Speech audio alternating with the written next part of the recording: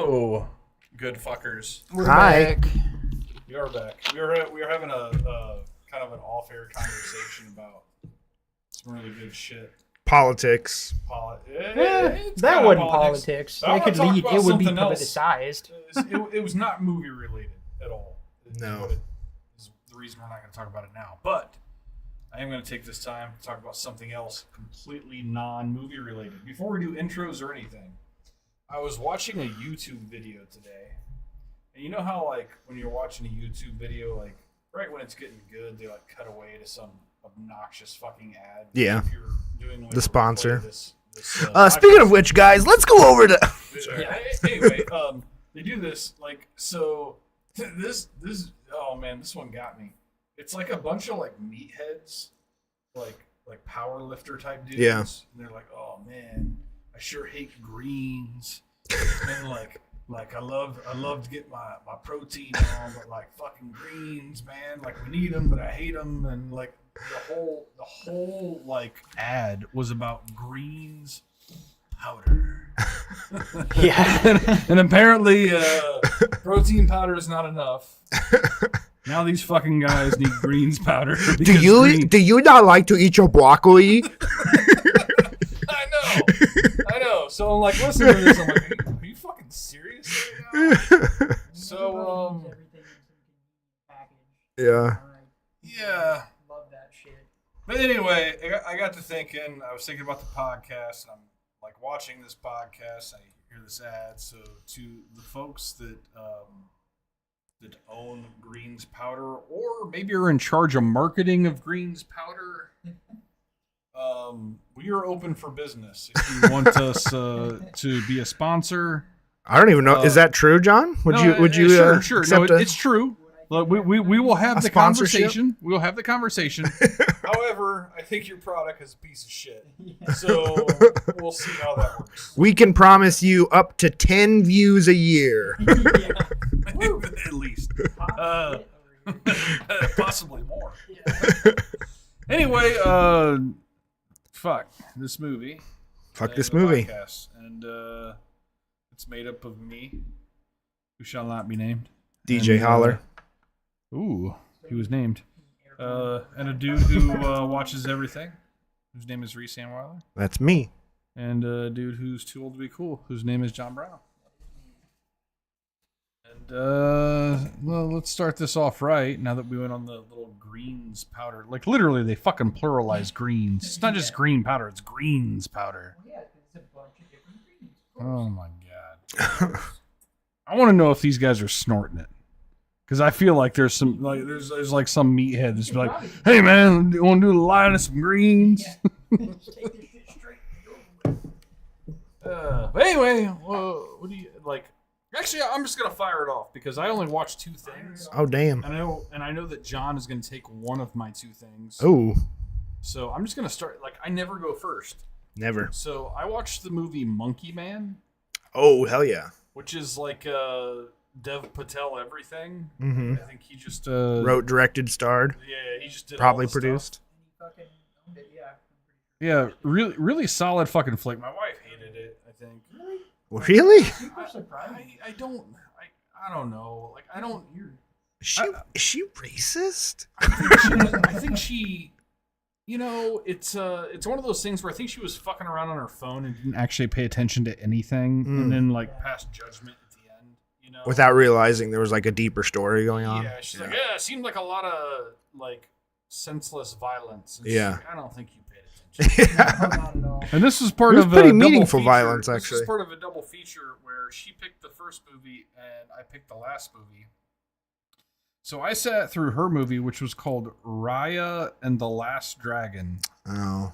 You aware of this one, John? No. Do you know this one? So it's an animated film by Disney. In their modern, boring era. So, like, here's the thing. This is like two films in one. Because it starts off and it's like this kind of like ancient civilization, like it's got this like very like have you Asian seen influence you've type of deal? You've seen like, The Last Airbender show, right? No? Bits and pieces. I don't know. I have not seen the last Airbender or anything. Is it similar? I mean, either, but I mean, I only really like and respect the animated one. But no, the setting, the story and world and setting of Raya are very similar. The to story and world Avatar: are The Last awesome. The story and Airbender. world are like very good. Like, so they start building the story where it's like, fuck, my wife makes me watch these terrible animated movies all the time, and like, I think I'm actually gonna like this one. And like the story is good, and like it's like these people have built their civilization around dragons who are basically extinct, and then like all of a sudden like a dragon reemerges, and this is where the story kind of goes south. Because then So, it like like- jumps ahead 100 years or something like that, right? Yeah, so like the dragon that emerges is Aquafina, hilarious Asian rapper slash comedian slash actress. I fucking hate that name. That's the stupidest thing. I'm just gonna say it. I'm Yeah. sorry. That's fucking ridiculous. Here's the thing. I have seen Aquafina be nothing but funny, like for the most part. Like it's like, yeah, it is kind of a stupid name, but I get you. And she's kind of funny and ironic, and like as an Asian woman, like wears her heritage proud and does really good. Like, I don't know. I've just been. Have you seen her movie The Farewell? I have not. That's a really good. Okay. It's So here's the thing. Everything I've ever seen her in is good. And Mhm. she's normally good in it, and she's funny and like. yeah, So like I had no idea going into this that she was in it. yeah. And then all of a sudden here's the dragon, and then we immediately find out that like the dragon is voiced by Aquafina, basically playing kind of like a retard. Like maybe that's not the most politically correct way to say it, but like basically playing like the biggest like doofus of a fucking dragon. Does she not? I saw it once and it did not stick with me at all. But does she have some sort of like amnesia, like where she doesn't remember stuff, where she can't access her powers or something? No, she didn't. She never actually had them. Okay, Like so, yeah. like the whole bit is that they're like accessing her family's powers, who are all dead. So like she's basically gaining her brother's power, but she was basically like the runt of the litter, or Yeah. the black sheep, and the one who was the least cool dragon. Like they all had like cool powers, and hers was, I'm really good at swimming. Yeah. And it's just like, I mean, okay. So you're like a whale with wings. Yes, exactly. Not even that big. She's not that big. No, yeah. Maybe about the size of a horse. Yeah. Oh, that's It's animated. It's Disney, man. You know, they're taking liberations all over the place. As a long-term. It's- Run of the it's- litter also. It's definitely like, well, it's inspired by like Asian dragons, you know, that more long. Dude, it's Like, it, kinda think snaky. more Mulan. No, Think I know. think more Mulan. Yeah. You know, like I'm well versed in like- Asian dragons too, but they're Yeah. still bigger than a fucking. I don't know, I guess they No, yeah, vary a bunch, it's probably. bigger than Eddie Murphy and Mulan, but like smaller than what you would think with your Well, no, imagination. that's Yeah. fair. With Eastern dragons, I think they do vary a fair amount in size. European dragons are just big fucking things. The problem with this flick for No, me yeah. really is just that the entire tonal change once they introduce Yeah, the that's dragon. frustrating for sure. Because it's just like I'm really interested to meet this dragon. Like I'm actually really into this story, and then it's just like, hello, I'm a fucking goofball and I fuck everything up. Ha ha! And it's just like, oh Well, god, I mean, it's man. Disney. Yeah, Really? yeah. It's pretty much just follow But the then rules. like it's also just like 15 minutes of her like selling herself like I'm a goofball that fucks everything up. But then like as they start going through the story, she's like gaining the powers of her like brothers, and so it's like like she sells herself as like a fuck up, but then never really is a fuck up. Like when she's a fuck up, she uses her swimming powers to do good, and it's just like, okay, she's good at swimming, and then she starts gaining powers, and I don't know, man. The whole thing was just kind I of mean, it just pretty sounds very bland. typical. yeah, it's pretty the same typical. shit that's been done in 1,000 films. No, Typical. so very. let's go. If you want a similar setting, Yeah. Avatar: The Last Airbender, the original animated show, is only 3 seasons. I think each season's like Oh my God, 20. That's a lot more It is investment. good. It's very good. but it's I think overall it's about 60 episodes, but they're like 22-minute episodes. And it's definitely geared towards like a kid-friendly audience, and so at times it's a bit more kind of goofy and lighthearted, but the story is pretty uncompromising. It's a really cool world. Yeah. I caught more of The Legend of Korra.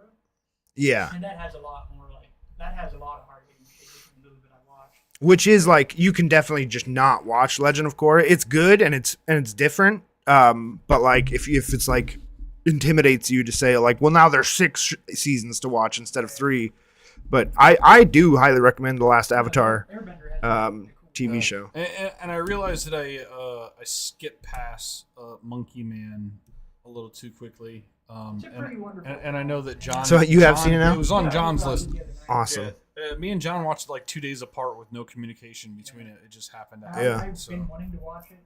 Same. I mean, I love Indian shit. I love Indian culture. Mhm. Like, I really do. I love how fucking punk rock Indian culture is, and this movie is very much that too. Yeah. And especially, like, because the bad guy is really, like, this false prophet that's propping up Yeah. an Asian Super relatable. Yeah, and it's like, it's so fucking Indian. Yeah. It's fantastic. Honestly, I don't Performances, fantastic. know a ton of like Indian politics and stuff, but it feels like a pretty like ballsy movie to make because he's basically trying to do an assassination on a They always political figure. are essentially. I mean, they've been, you know, a colony of England for like they got their independence, but I'm pretty sure that all of the former, which is pretty fucked up. I have to do the research again, but I'm pretty sure if you were a colony of England, you still actually are. Yeah. Like even after independence, I think that actually technically, why I know Canada is. Yeah. Oh yeah. I think Yeah. we might still be also Yeah. somewhat under the Queen's thumb. Like for real, it's an actual thing. But no, they're very like anti-establishment, anti-government. I love why I wanted to watch it because one of my favorite bands that I discovered last year they only have one album, but they are absolutely one of my favorite bands is Bloodywood, and they used the Dan.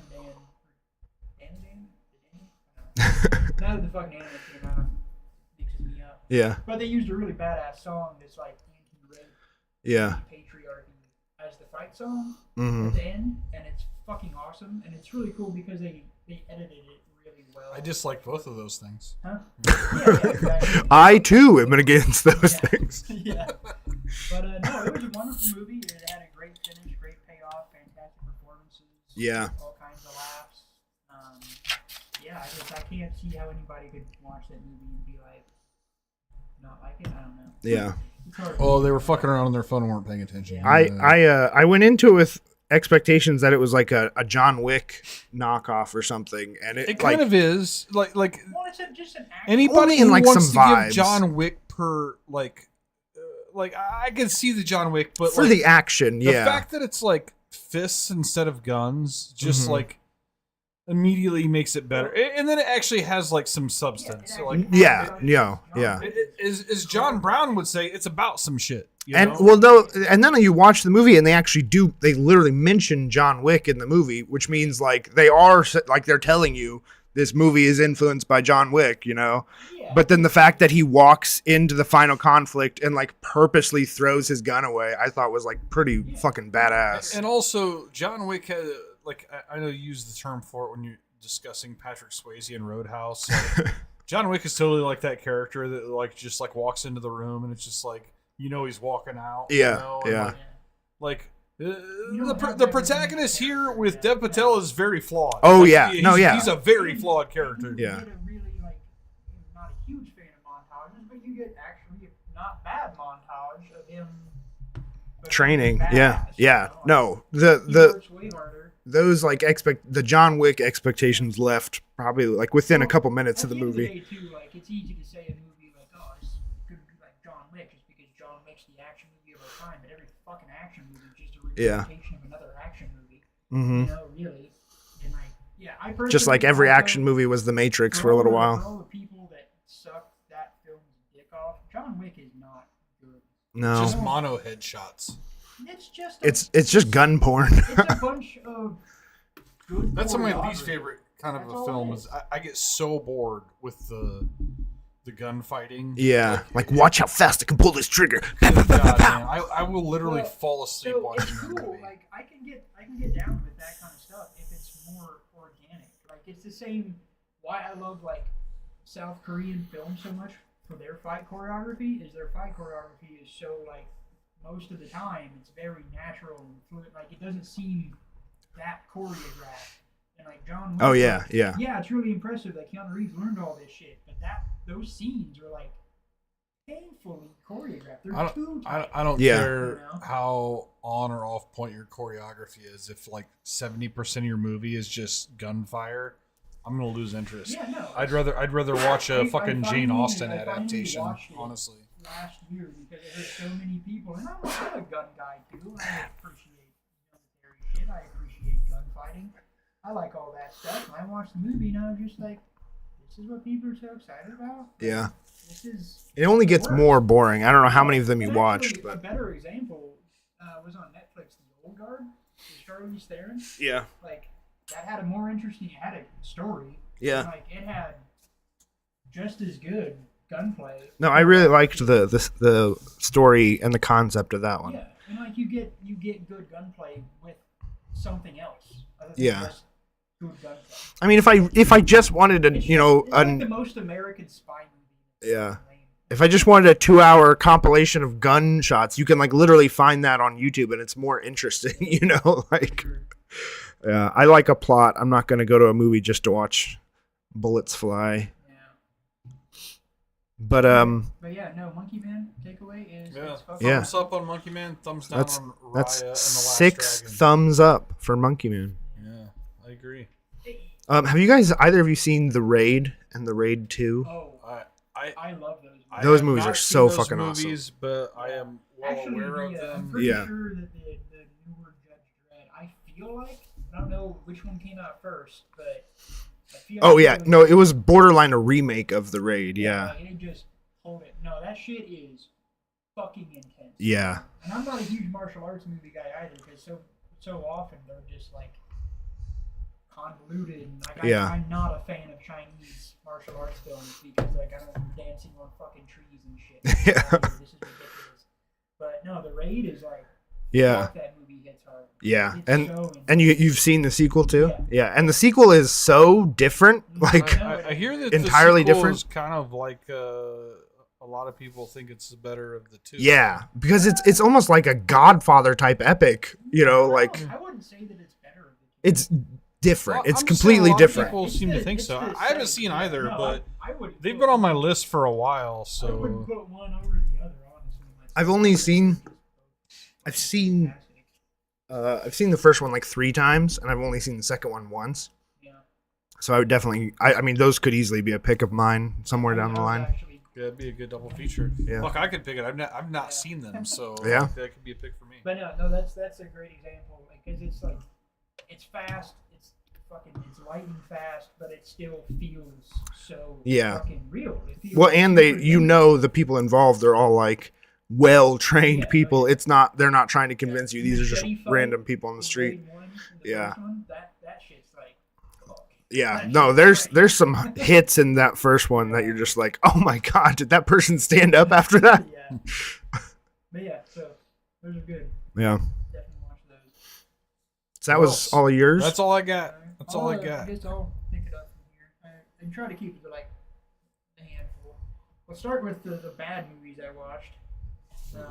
And I have some positive things to say for a couple of them. The first one I don't have anything positive to say. I watched Aeon Flux, the live action with Charlize Theron. Yeah. Which I like Charlize Theron and had just watched Aeon Flux again, the anime. Man, they just didn't give a fuck about anything in that movie. They were just like, Yeah. hey, we're gonna kind of make her hair similar, and we're gonna take this one character that was in the anime, And we're gonna have that one shot where they make out and move the pill from one mouth to another, Yeah, but that's about no, it. Yeah, it was fucking atrocious. I haven't seen either movie, but I fucking love Charlie's. No, I'm Yeah. a huge fan of Charlize Theron. And yeah, it was like super fucking disappointing. Like the concept by the end, like the concept ends up being kind of cool for what's going on in the story, but just overall, they completely just did not try to maintain anything from the anime at all, Yeah. and not even like, well, to be fair, like the anime is super weird. It's a really weird aesthetic. It's pretty wacky, so it really probably they should just not even try it.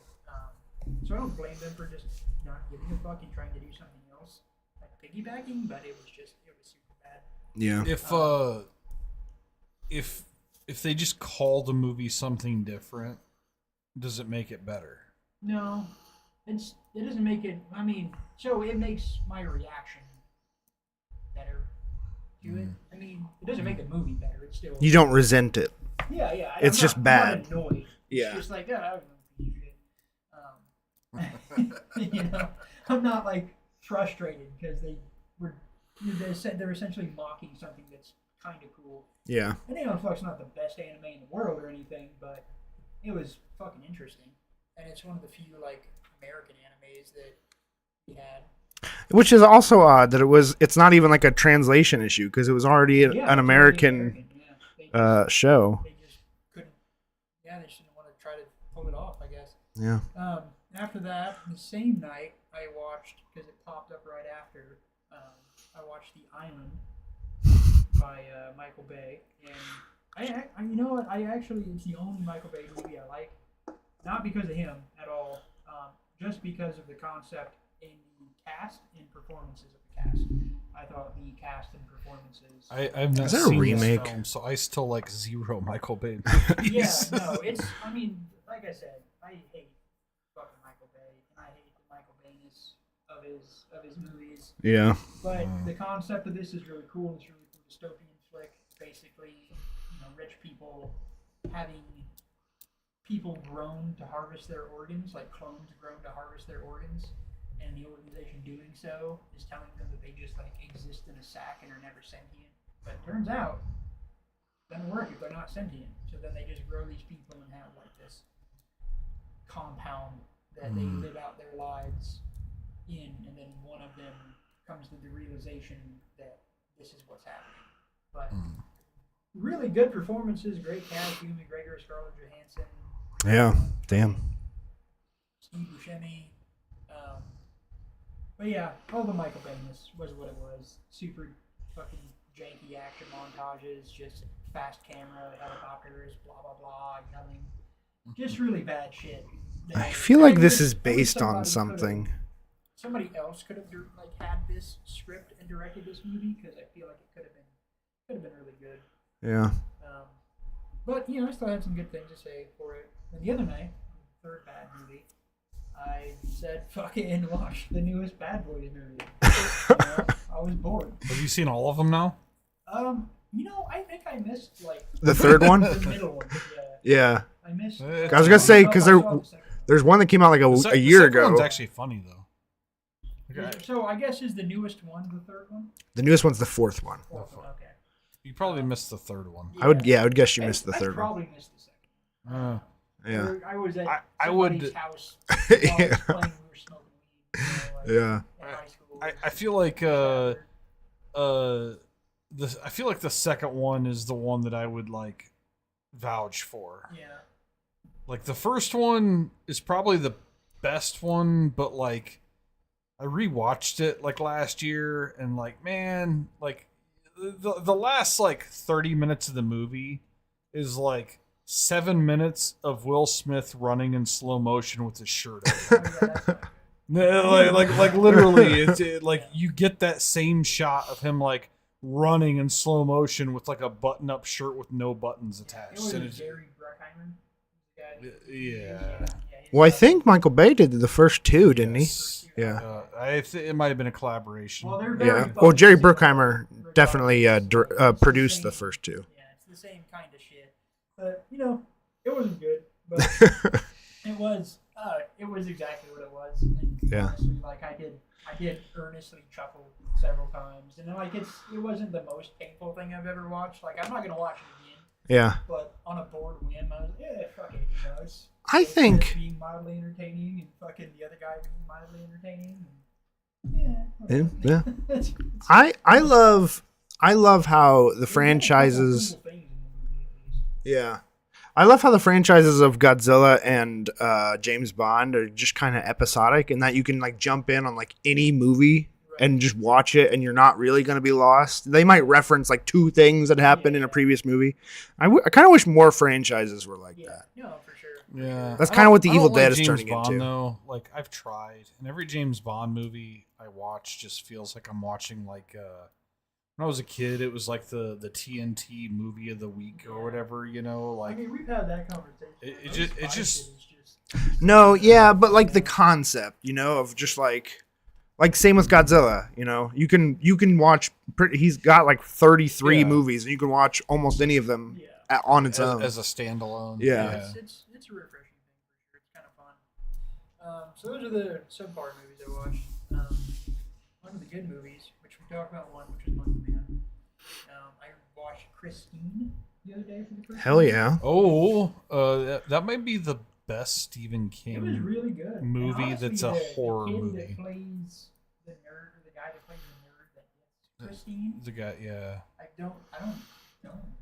I don't even remember who it is. It's been a Any idea long. who it was? I'm due I for a don't think I've rewatch ever of this seen film. him. Honestly, it's been way too long. But he was honestly like pretty fucking solid as far as it goes. Like, No. it was And super he cool. also he has like a personality change throughout Yeah. the movie. Yeah, Which is yeah. what I enjoyed. Then he pulls off. And he pulls off very well. I mean, for just as really simple and like very much cheesy the premises, I thought the way the movie took itself seriously really sold it. And also I was blown away by the special effects on the car. They like hold up Yeah, no, like, it's really beyond. It's very simple shit too, because Yeah. it's just rewinding shit. Yeah. But when you like, it works and it. Well, yeah. Perfectly fine. Like it looked right on point. So no, I thought it was just really enjoyable overall. I thought it was a good story. The pacing was great. Yeah, my fucking nugget. Yeah. It's probably definitely now one of my favorite Stephen King movies. And there's a lot that I'm not like super hopped up on. Continuing on the John Carpenter train. Yeah. So yeah, Christine was dope. Definitely watched that. The other night I watched Yojimbo. Oh, nice. Criterion. So been wanting to watch more Kurosawa stuff. And Yeah. It's fucking awesome. I mean, it's wonderful. Like the music is one of my favorite takeaways from that movie. Yeah. The music is fucking awesome. What was his name? Shiro, the main actor. I think that's his first name. Can't remember. The same guy. I'm pretty sure it's the same dude that was Tukichio and fucking Seven Samurai. Seven Samurai. Yeah. Yeah, it's The real wild-eyed guy. Yeah.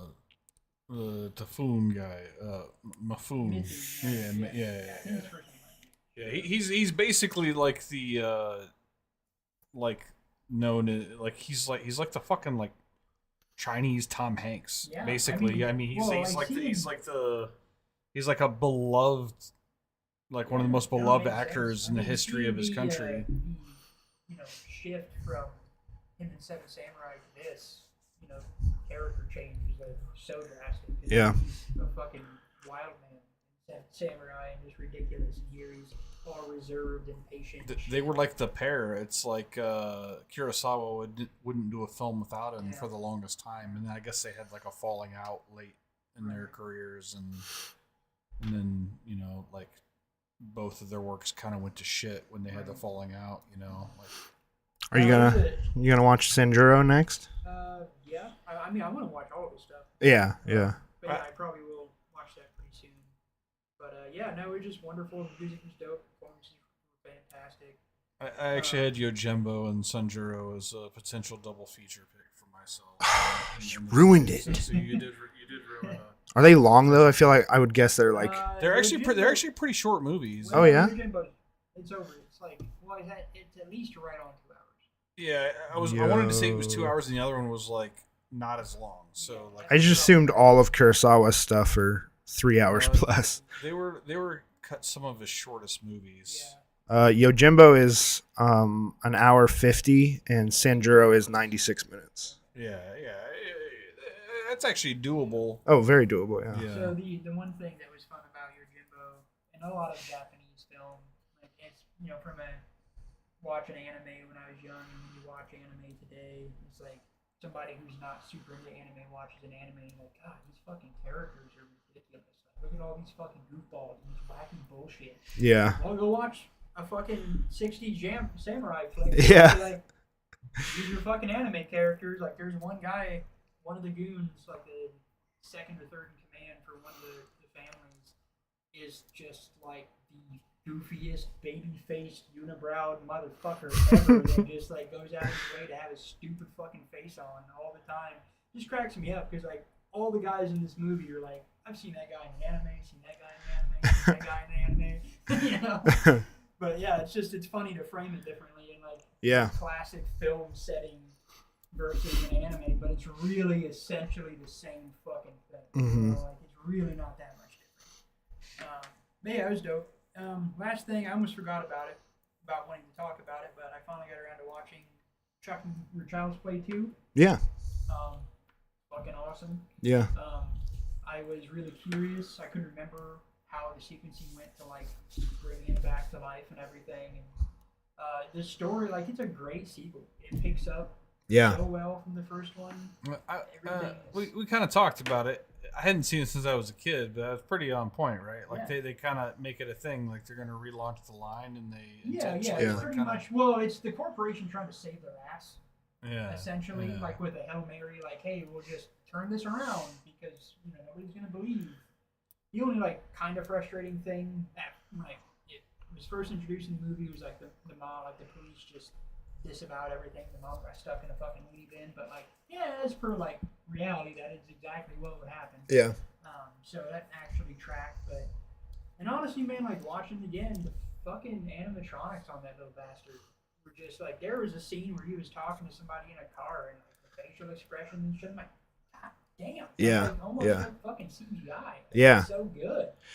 But it's after rewatching the new Child's Play and the first Child's Play and this one, I never necessarily was this, but I'm honestly just a huge fucking Chucky fan. Like, Yeah. I really got Yeah. it in after watching all these films. Like, I really kind of fucking. They dig it. kind of have everything. I Yeah.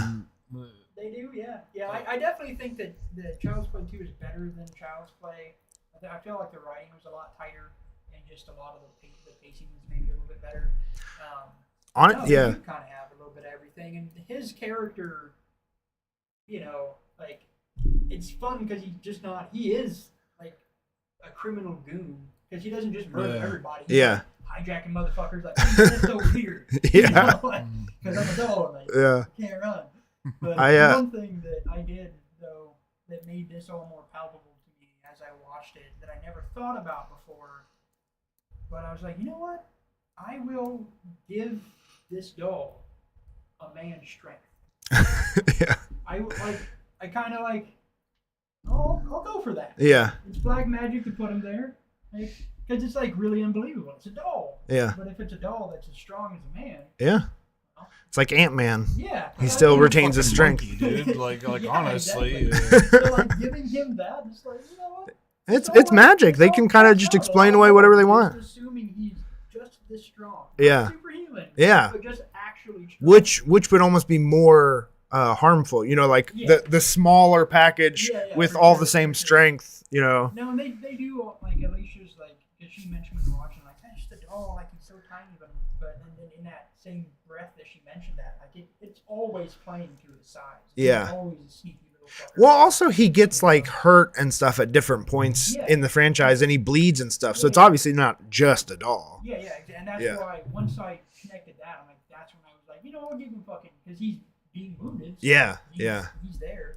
But no, yeah, I definitely, after the rewatch of those, man, I'm, like, a lot of the Chucky franchise went to shit for sure, but Child's Play 2, and the new Child's Play, I think, are fucking fantastic. Honestly, after watching 2 and 3, I think I need to watch that trilogy is kind of a really underrated horror trilogy. When I was a kid, I loved those movies, and I actually kind of had a soft spot in my heart for the third one. Yeah, I'm gonna rewatch it now. I kind of like Andy's a little older, like he's in like military school, and Yeah. I kind of like the play that they had on I that whole honestly, thing. Dude, like, the kid was never bad.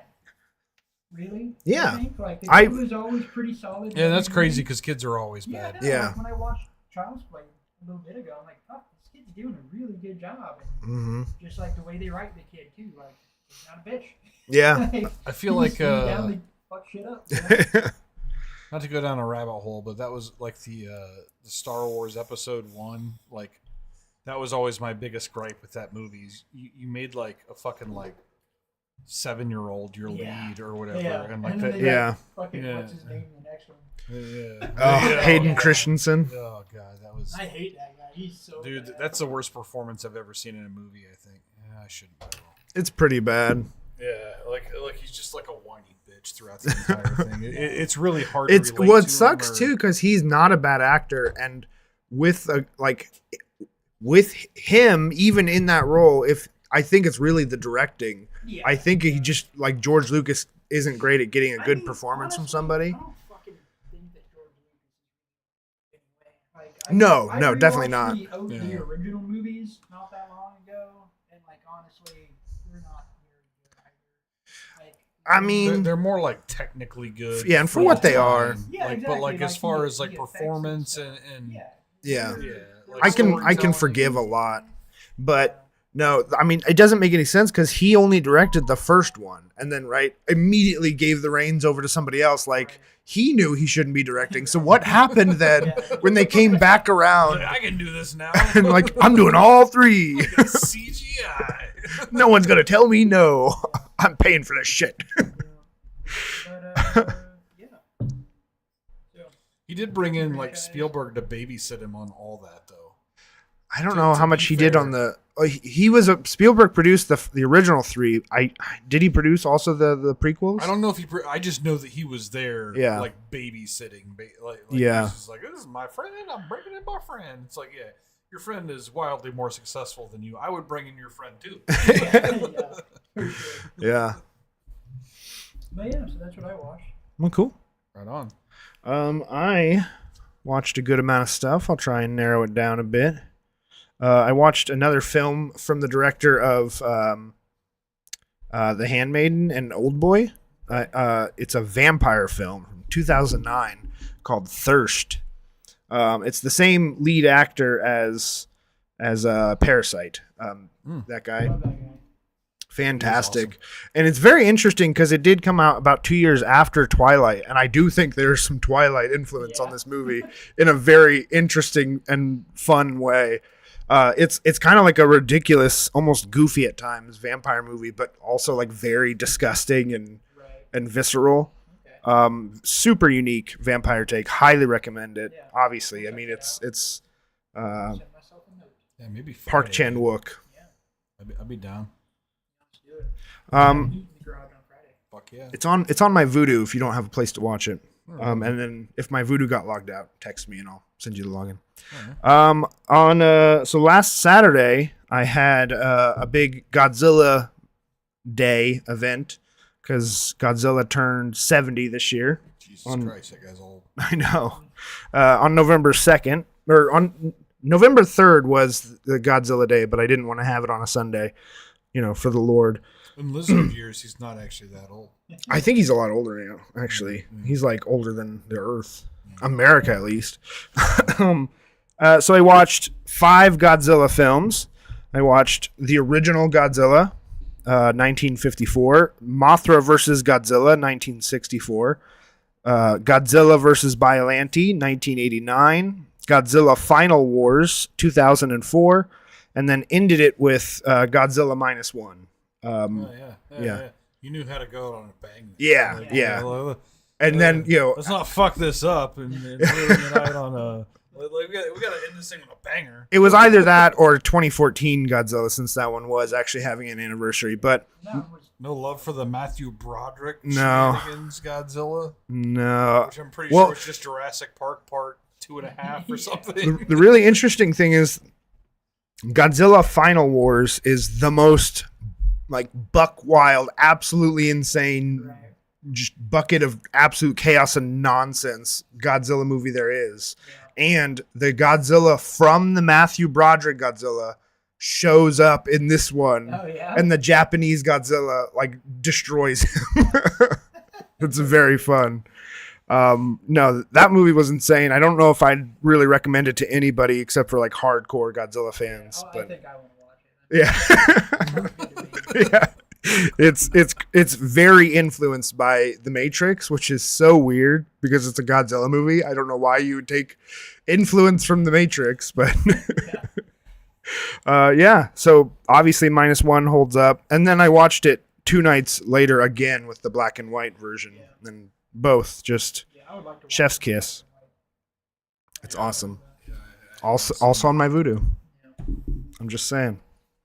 I got to go see in theaters We Live in Time, the new A24 movie with. Oh, super curious about this. This was very alluring to me. Yeah. It's a good movie. It's definitely lives on the performances of the leads, which I could watch them all day, and they definitely do a great job. The story, maybe I think left a little to be desired, but the emotion was definitely there for me, and they sold it. I was totally, it's just kind of like a character piece for the two of them. Yeah. But yeah, I'd recommend it. There might be other more interesting things in theaters right now, but if you had a chance, I'd recommend it. Yeah, I was just kind of browsing I had one night that I thought I might be free to go see a movie. It didn't end up working out, but I was just kind of like, what are even my options?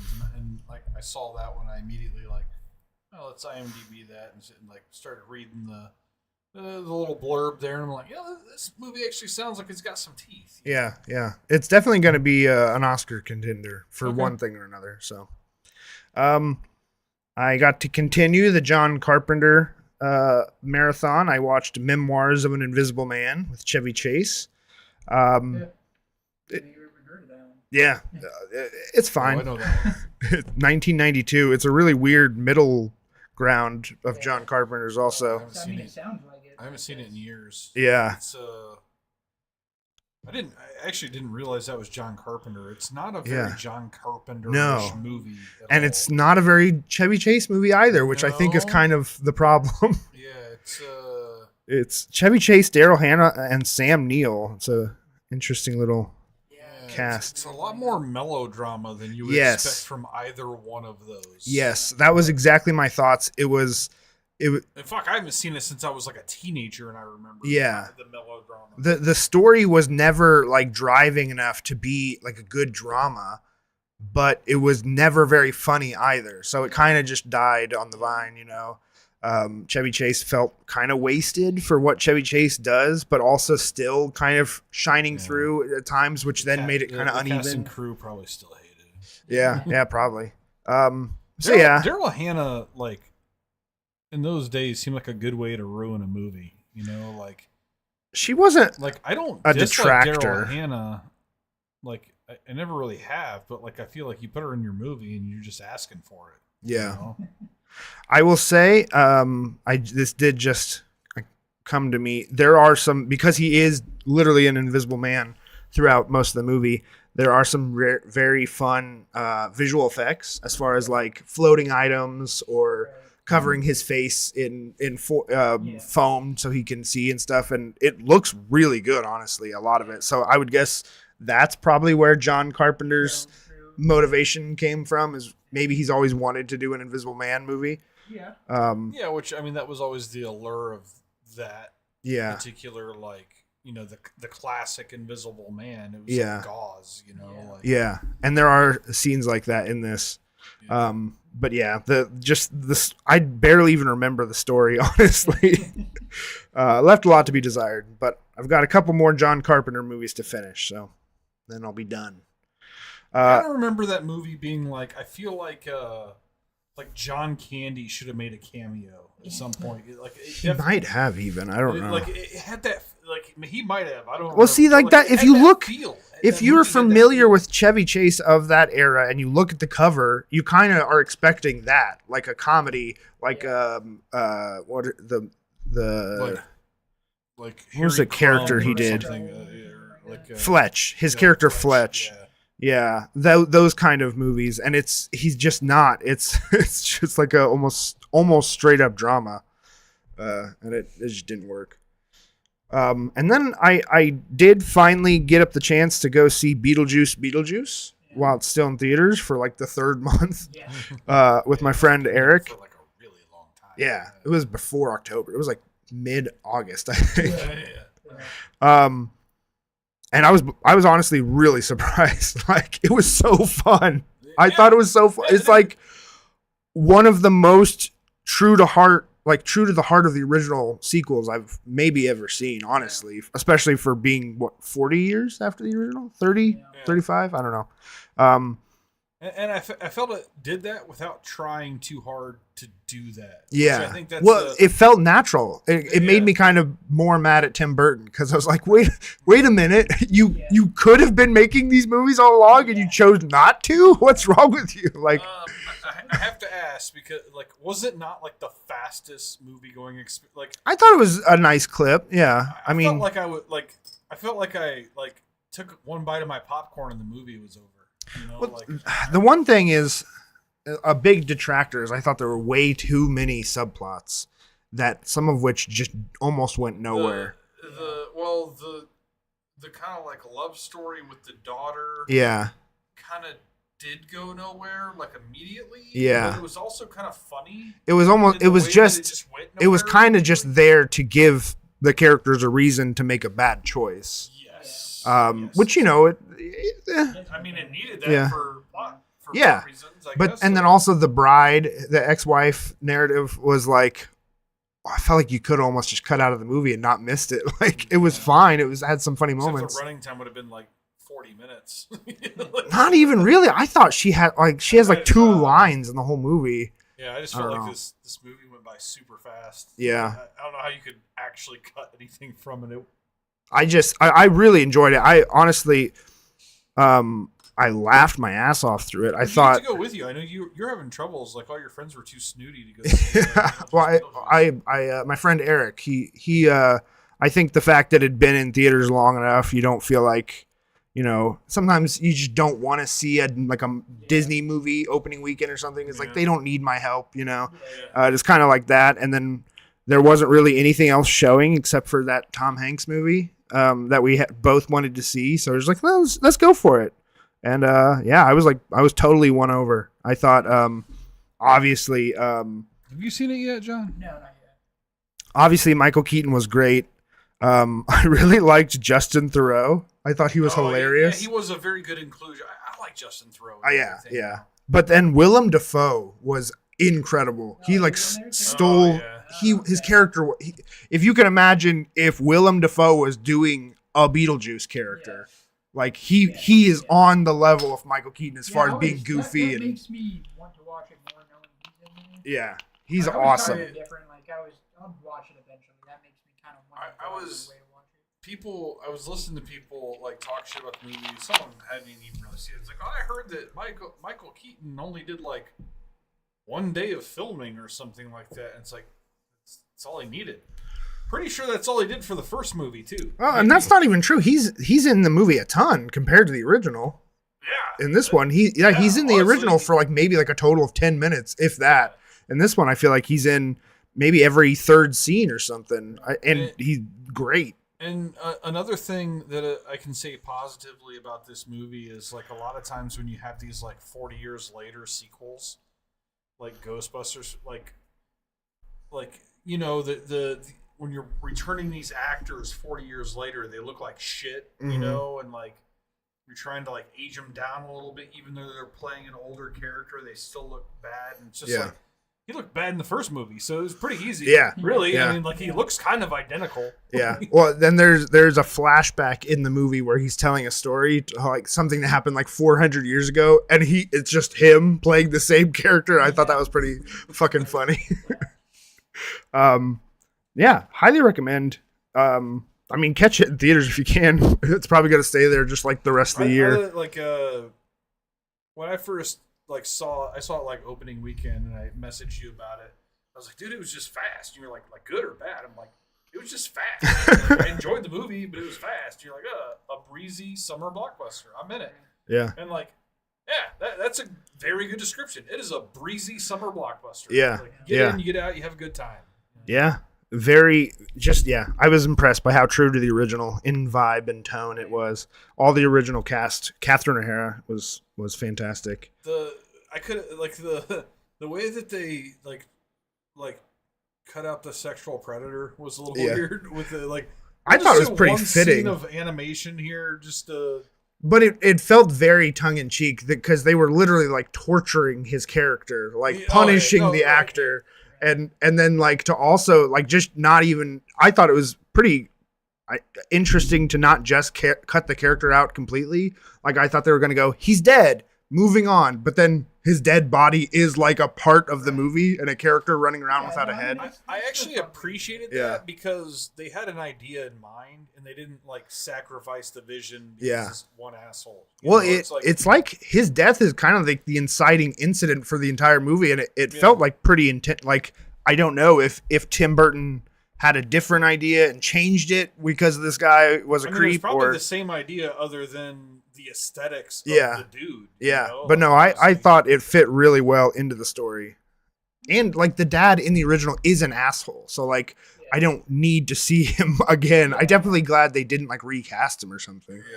Yeah. I like that they gave a totally reasonable explanation for why Alec Baldwin and Gina Davis aren't there and didn't try to like de-age them or something. That would have been so fucking stupid. Yeah.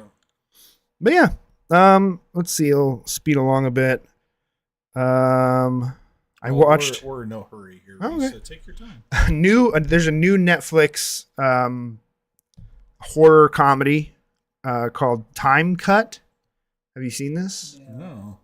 It's a terrible title. It is. I don't even know. I guess because there's a slasher and it's a time travel movie. I That's never would have got that from the title, but well. I guess I it think makes sense now that you say it. Yeah. It's a little too obvious now. so. I like put on the trailer for this. I was like, it's time travel. Am I gonna watch this? And then the trailer like is very misleading, and I literally walked away from the trailer thinking it was directed by the guy who did Happy Death Day and Happy Death Day 2. And then I enjoy those movies. They're very fun horror comedies. So it's just a slasher, like traveling through time, murdering people. But Yeah. then he's gone because he's traveling. No, not even that. It's literally like they travel back to 1990 or to 2003, and then they just stay there the rest of the movie. They never go back. But So it's really times. it's terrible. This movie's really bad. I think this is gonna come like people are gonna say this more and more often. It's gonna get really old really fast. But like, I would almost put money that this was written by AI. Like, there are so many points in the movie that have no payoff. They feel totally unnatural. The dialogue feels very weird. There's obvious jokes in places that like are the most bottom of the barrel jokes, and they still miss them. Like, I was blown away by the incompetency of this movie. And it's like a Netflix movie, you know. It's like not unheard of directors and actors are in it, you know, or producers. But Taro, do not recommend this movie. I know you also are a sucker for time travel. Dude, you tell me that there's like some weird time travel thing in it, and I'm all in. Yeah. I don't recommend it, but Yeah, I don't want to watch that. As soon as I found out it's just a fucking slasher movie, like that's the worst idea. It's very, very dumb. I did get to watch Existence. Existence? Existence. Is it with the Z? With a capital X and a capital Z, yeah. The David Cronenberg movie. Oh, I've been wanting to rewatch that. This one? Yes. I've seen. Yeah, that movie's very good. I enjoyed that movie. It was. Very good might be a stretch, but like for I a sci-fi loved movie, it. It was like very bizarre. Super bizarre. Yeah. And I kind of like guessed where it was going to go in vibes like within the first 10 minutes, and I was kind of happy it went exactly where I was. I worked like at Blockbuster when that movie came out, and every single person pronounced it Existence. So like I think the movie is actually called Existence. Just so they do say it in the movie. I don't remember though. Yeah. Existence. Yeah. It's not about existence here. It's literally called Existence. I really, really liked it. I mean, I'm just a sucker for David Cronenberg, and every single movie is just like, what if video games were sex? What if surgery was sex? what what if therapy was sex? I just kind of dig it. Video drama. What if TV was sex? Which mostly. Yeah. Crash is literally about people. They can only like come if they're watching people crash a car. I am a absolute fanboy for David Cronenberg. I will watch all of his stuff. I'm gonna have to put that one on the list. That one needs a rewatch for me. Yeah, and it's 97 minutes, real quick. It would pair really well with Scanner Darkly. Yeah. That one's hard for me. I like it. I think I've seen that movie twice, and I think that's enough for me. And nothing against the movie, Reese. It's just like that fucking style of animation is really hard to watch for me. Like it was like I don't know, man. It gave me the fucking willies. That feels intentional. It's more, yeah, it's definitely intentional, but it's way worse the way they did the rotoscoping there with this cell shading. Cell shading rotoscoping is fucked up. I feel like there should be rotoscoping otherwise is just kind of weird and awkward. Yeah. But like that was like I never even thought about the implications of that. I feel like there should be like a weird that is. Yeah. It's so much more emotion. There should be like an what do you call it? Epileptic. Oh fuck! I can't talk right now. Yeah, there should be one of those warnings before the movie, like you get seizures from watching this weird ass. That honestly could be in front of most movies. I don't, like these. I just watched a movie last night that was like I was even like, okay, guys, Jesus, just the flashing. Especially action movies, man. Like you ever watch these action movies where there's just a bunch of flashy shit happens? Like I have no idea what's going on. Like especially like a lot of like war scenes now. I just feel like are just like a lot of like strobe motion. Like, gun muzzle flares and throat. It's just like I don't even know what I'm watching. Yeah. Let's see. So I got to go to theater a third time, and I saw Heretic, the new A24 horror movie with Hugh Grant. I thought Hugh Grant was fucking awesome. Loved him. I thought the movie was great. I had a bit of a hiccup in the end, so I didn't like get a really smooth like feeling on the ending. So like I don't really. So the ending sucked. Huh? The ending sucked. No, I had to leave the theater early, and then I finished it on my phone later, like 4 hours later. So it was like it did not feel like the proper environment to finish it. But for the most part, I really liked the movie. It is Hugh Grant like ranting about religion for an hour and a half. So if that doesn't sound fun, Dustin, I wouldn't go. Like you say ranting about, like, is he for it or against it? Very much against it. Yeah, I'm in. Yeah. I could get into this. It's pretty. I was like cackling in the theater. But yeah, I do recommend it very much. And then last night I went and hung out with the Karma people, and we watched Frogman. Came out last year. Super low budget movie. Like it's a found footage movie. Very much in the same vein as the Blair Witch Project, but maybe more tongue in cheek. Can you actually do they fuck up the ending? Because that's the biggest thing for found footage movies for me. No, they can be really engaging for like the first 45 minutes, and then when shit actually happens in the movie, it all just turns to just nonsensical chaos. That's definitely my gripe about it is that like the shaky cam is insufferable towards the end of the movie, the last like 20 minutes, and that's the huge knockoff for me. A B movie with the Karma people seems like a good night. We should maybe get John in here as a special guest. Yeah, that'd be awesome. That'd be fun. But because so there is a frogman in the movie. Spoilers. Oh man! And you see him, and he looks good. It looks really good. But they barely show him to you, and they are shaking the camera. And it's like, guys, what are you doing? That's what pissed me off. I just watched one a couple weeks ago. That was like, it was like people setting up a haunted house that ended up actually being haunted. Yeah. But like the first fucking 45 minutes, like it was creepy. It was engaging. I'm like, holy shit! I think I'm gonna maybe there's going to be a found footage movie that I like. I can add to the list of like 2. Yeah. And then, very end, nope, it just turns into fucking chaos. You can't tell what the fuck's happening at any time. You don't see anything anymore. You don't see the cool things they were doing before because all you see is a fucking camera shake. So annoying. Yeah. Well, then we were like, maybe it's like it actually, while it looks good, maybe the Frogman was CGI, so they couldn't actually afford to show him much or something. And then no, we were looking in like the set photos, and it was a full costume, and it looked really good. And you used him for like 30 seconds in the movie, and you're shaking the whole time. Like, why did you do that? Maybe it only looked good in the shots that they got. I mean, the photograph looked good, and it was like, you know, a fully lit room, you know, like behind the scenes. It was odd. I don't know. To this day, my only found footage movie I actually like, we were talking about it the other day, I think when I was tattooing on it, was the kind of period piece in World War II with the Russian soldiers. Yeah. Finding Frankenstein's army, right? Yeah, Frankenstein's army. Yeah, that movie was fucking sweet. Why? Because you could fucking see everything. Yeah. The entire movie. People you could see everything. like really tried to go whole hog on the realistic. I'm a person with a camera, whatever. What's the like demonic possession movies that they had like a whole series of? Paranormal Activity?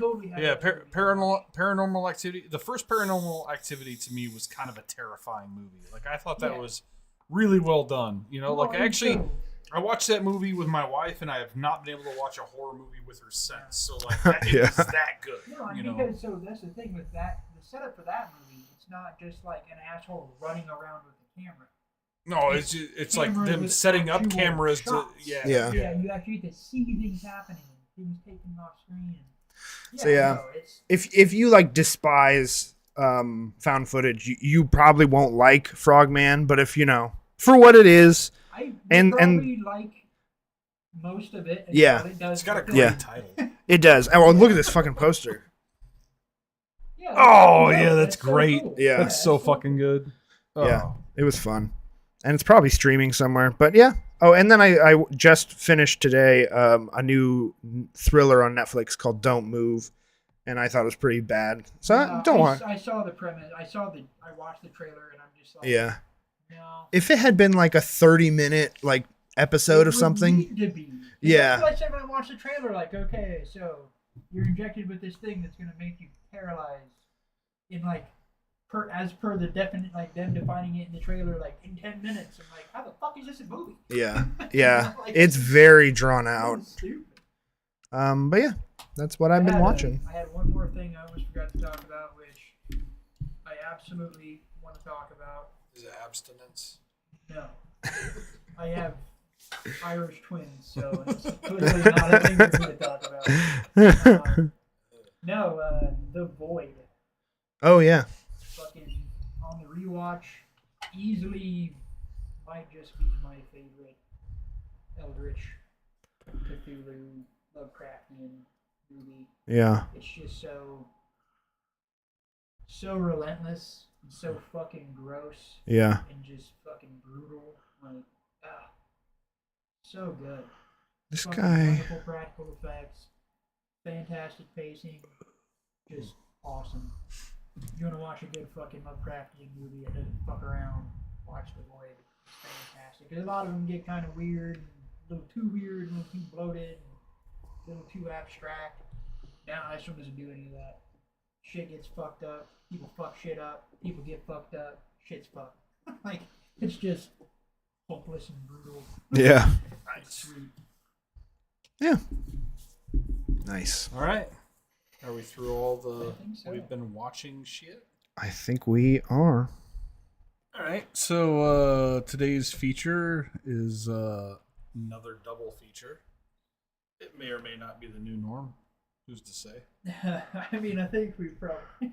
Mine's not going to be a double feature. Oh yeah. It's going to be 1 4-hour-long movie. It is now breaking the norm. A 4-hour movie is another thing altogether. That's actually harder. Yeah. Like that's actually harder. Like you need like a day. Yeah. To make that work. We may split it up. We'll see. I don't know.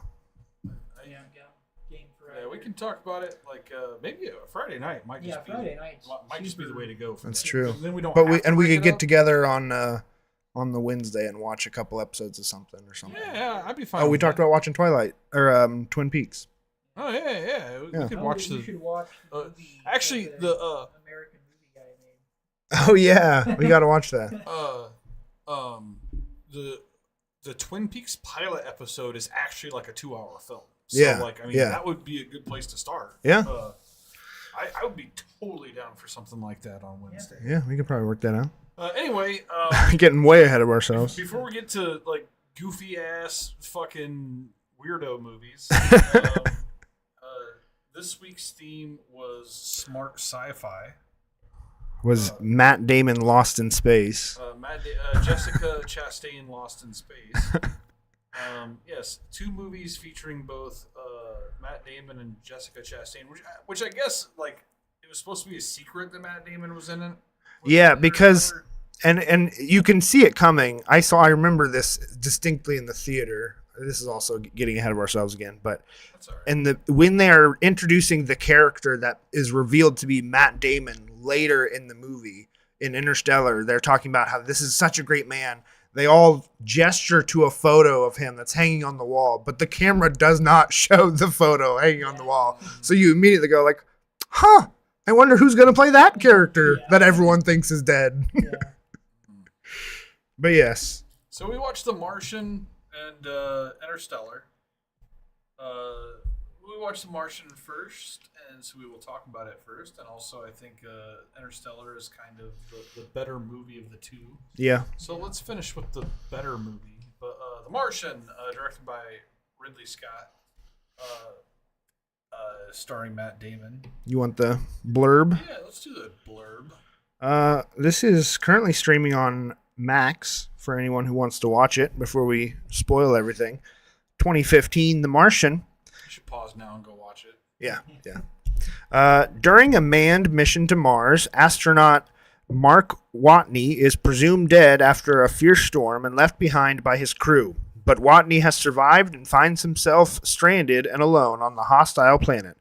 With only meager supplies, he must draw upon his ingenuity, wit, and spirit to subsist and find a way to signal to Earth that he is alive. And the tagline, perfectly, is "Bring him home." That's probably one of the best ones we've heard. Yeah.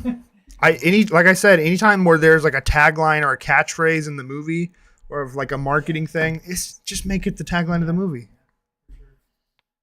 Yeah, so I chose this movie because I was like watching an interview with Neil deGrasse Tyson, who's like the physicist, who's like basically like the smartest scientist in the world, and like one of the questions was, "What's the smartest sci-fi movie you've ever seen?" And he said The Martian, and so that was kind of like what led me down this rabbit hole that we're in here. And I think that's something you definitely see. And as a matter of fact, at one point we were watching the movie, and John's like, "This is a lot nerdier than I thought it would be." Yeah. Yes, Yeah. very nerdy movie. Like the science is very upfront. in this Well, film. I said that it was the nerdiest, not just because of the accuracy of the science, but in the presentation of the science. Yeah. Like, it feels very much like the nerdiest dude writing. It's just like it's so dorky, like a guy that does not get out at all. Because the most of the movie is this guy talking to himself. Yeah. You know, like the Just trying to keep from the going halfway point insane. of the film, your son walked in and was like, "Yeah, I think we watched this movie in school." It's like that tracks. Yeah. You know, to me that tracks 100%. It was much more playful than I thought it would be, and kind of more fun than I thought it would be. Which it's also like I didn't realize that it was Ridley Scott, and like that's kind of weird Ridley Scott movie too. Yeah, it kind of is. Yeah. Because It's like I think it's actually for Ridley Scott in particular. I think it's actually like in the upper. If you're separating his movies into halves, because they're not all good. Some of them are just like flat out bad. But I think it's actually a good movie. No, it is. But like, it's not good because of Ridley Scott. No. You know, like it's not like his best work, but it might be one of his best movies. Yeah. It's kind of a weird underlying thing. I thought, like, because I kind of forgot that it was Ridley Scott. Honestly, I remember particularly being very excited for it because it was Ridley Scott's return to science fiction besides the Prometheus movie. This was like the first new. This is the first new sci-fi thing we'd gotten from Ridley Scott since Blade Runner and Alien, and like the two best sci-fi movies of all time. And so I was pretty excited. I remember being a little disappointed in the theater because, and this was when I learned my lesson of like, I actually totally disagree with the people who think you should read the book first. I think you should, if you're interested in both the book and the movie, you should always watch the movie first, because then the book is just the director's cut. The book is going to be more. It's going to be the Cliff Notes. Yeah. So if you like the movie, you're going to probably adore the book, especially probably this one, because like, well, but wait a minute, how did he do this? And then the book probably explains it over the course of like 6 pages how he did that. The book is always the movie with additional scenes. Yeah. The only argument I think against it is if you make a book into a series actually has the bandwidth to include everything. Yeah. And actually expand upon it. Whereas like a movie, you're taking like a lot of times what is like a like anywhere from 300 to 1,000 page book and turning it into a 185 page screenplay. Yeah. A lot of shit is gonna have to get cut. Like it just naturally is gonna have to get cut. Mm-hmm. Yeah. Continue, Reese. Yeah. And then I was disappointed because I liked the book so much, and it didn't hold up to the books. And I was like, but wait a minute. It's a good movie. If I had just watched these in reverse order, I'd probably love them both. No, absolutely. You'll never be disappointed by the book after watching the movie, but you'll always be disappointed by the movie after reading the book. Yeah. So, yeah. I much more appreciated it this time. I was very just on board with it. No, it's a super fun, jaunty science fiction thing. I mean, like Matt Damon does. Well, I've always been a big fan of Matt Damon anyway. Like, I like the guy a lot. So like the monologue to himself was like a different act. I don't know. There'd be some actors that I don't think could have carried that as well. No. A lot of them. Could not have I'm not carried even it sure if I would have thought Matt Damon could before I saw the movie. Right.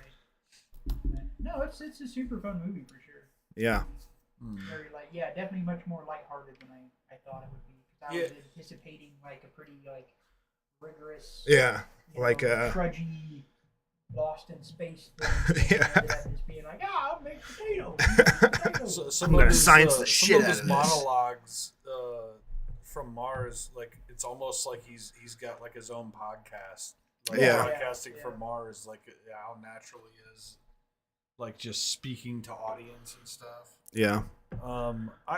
My first thought when I saw this movie for the first time, I really liked that your son was like, we watched this in school. I'm like, I love that because it really reminds me of Apollo 13, which is not a science fiction movie. It's actually like a historical kind of a deal, but it's in a lot of ways the exact same movie. It's like a NASA mission goes awry and it's just science troubleshooting, like one answer in front of the other, and I remember one of my favorite lines from Apollo 13 was like, he's like, well, we're gonna have this problem, and he's like, yeah, but the thing is, we've got like to get them home, they're like 700 things that have to happen in order. Right now we're on number 2, and you're talking about number 647. Yeah. And it's just like it's literally like that mindset where it's just like one math problem in front of the other, and I really like the way that this film like encapsulates that whole like problem solving thing, which is anyway, solid performance from Matt Damon. Great cast, really big cast that you forget about. Big cast, a little underutilized just because a lot of it is just Matt Damon, and also like I feel also like there's some really good cinematography, some really good like the shots of Mars are like really believable and genuine as something alien. Yeah, but also it's just like kind of redundant in the fact that it's just like Mars is not that interesting of a planet. It's just Yeah. like red, like Yeah. wasteland all over.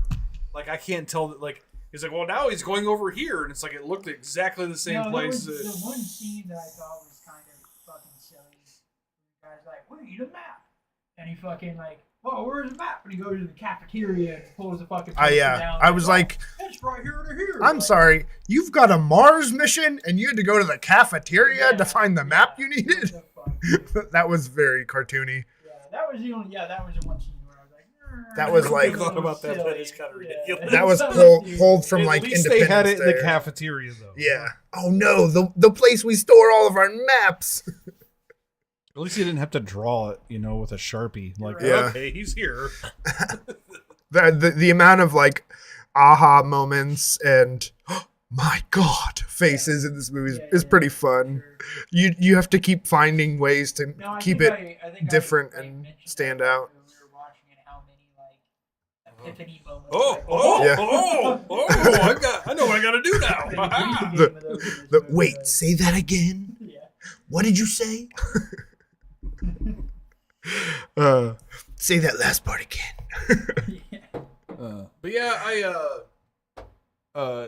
chose the movie because it was like obviously the pinnacle of the like the smart sci-fi movie.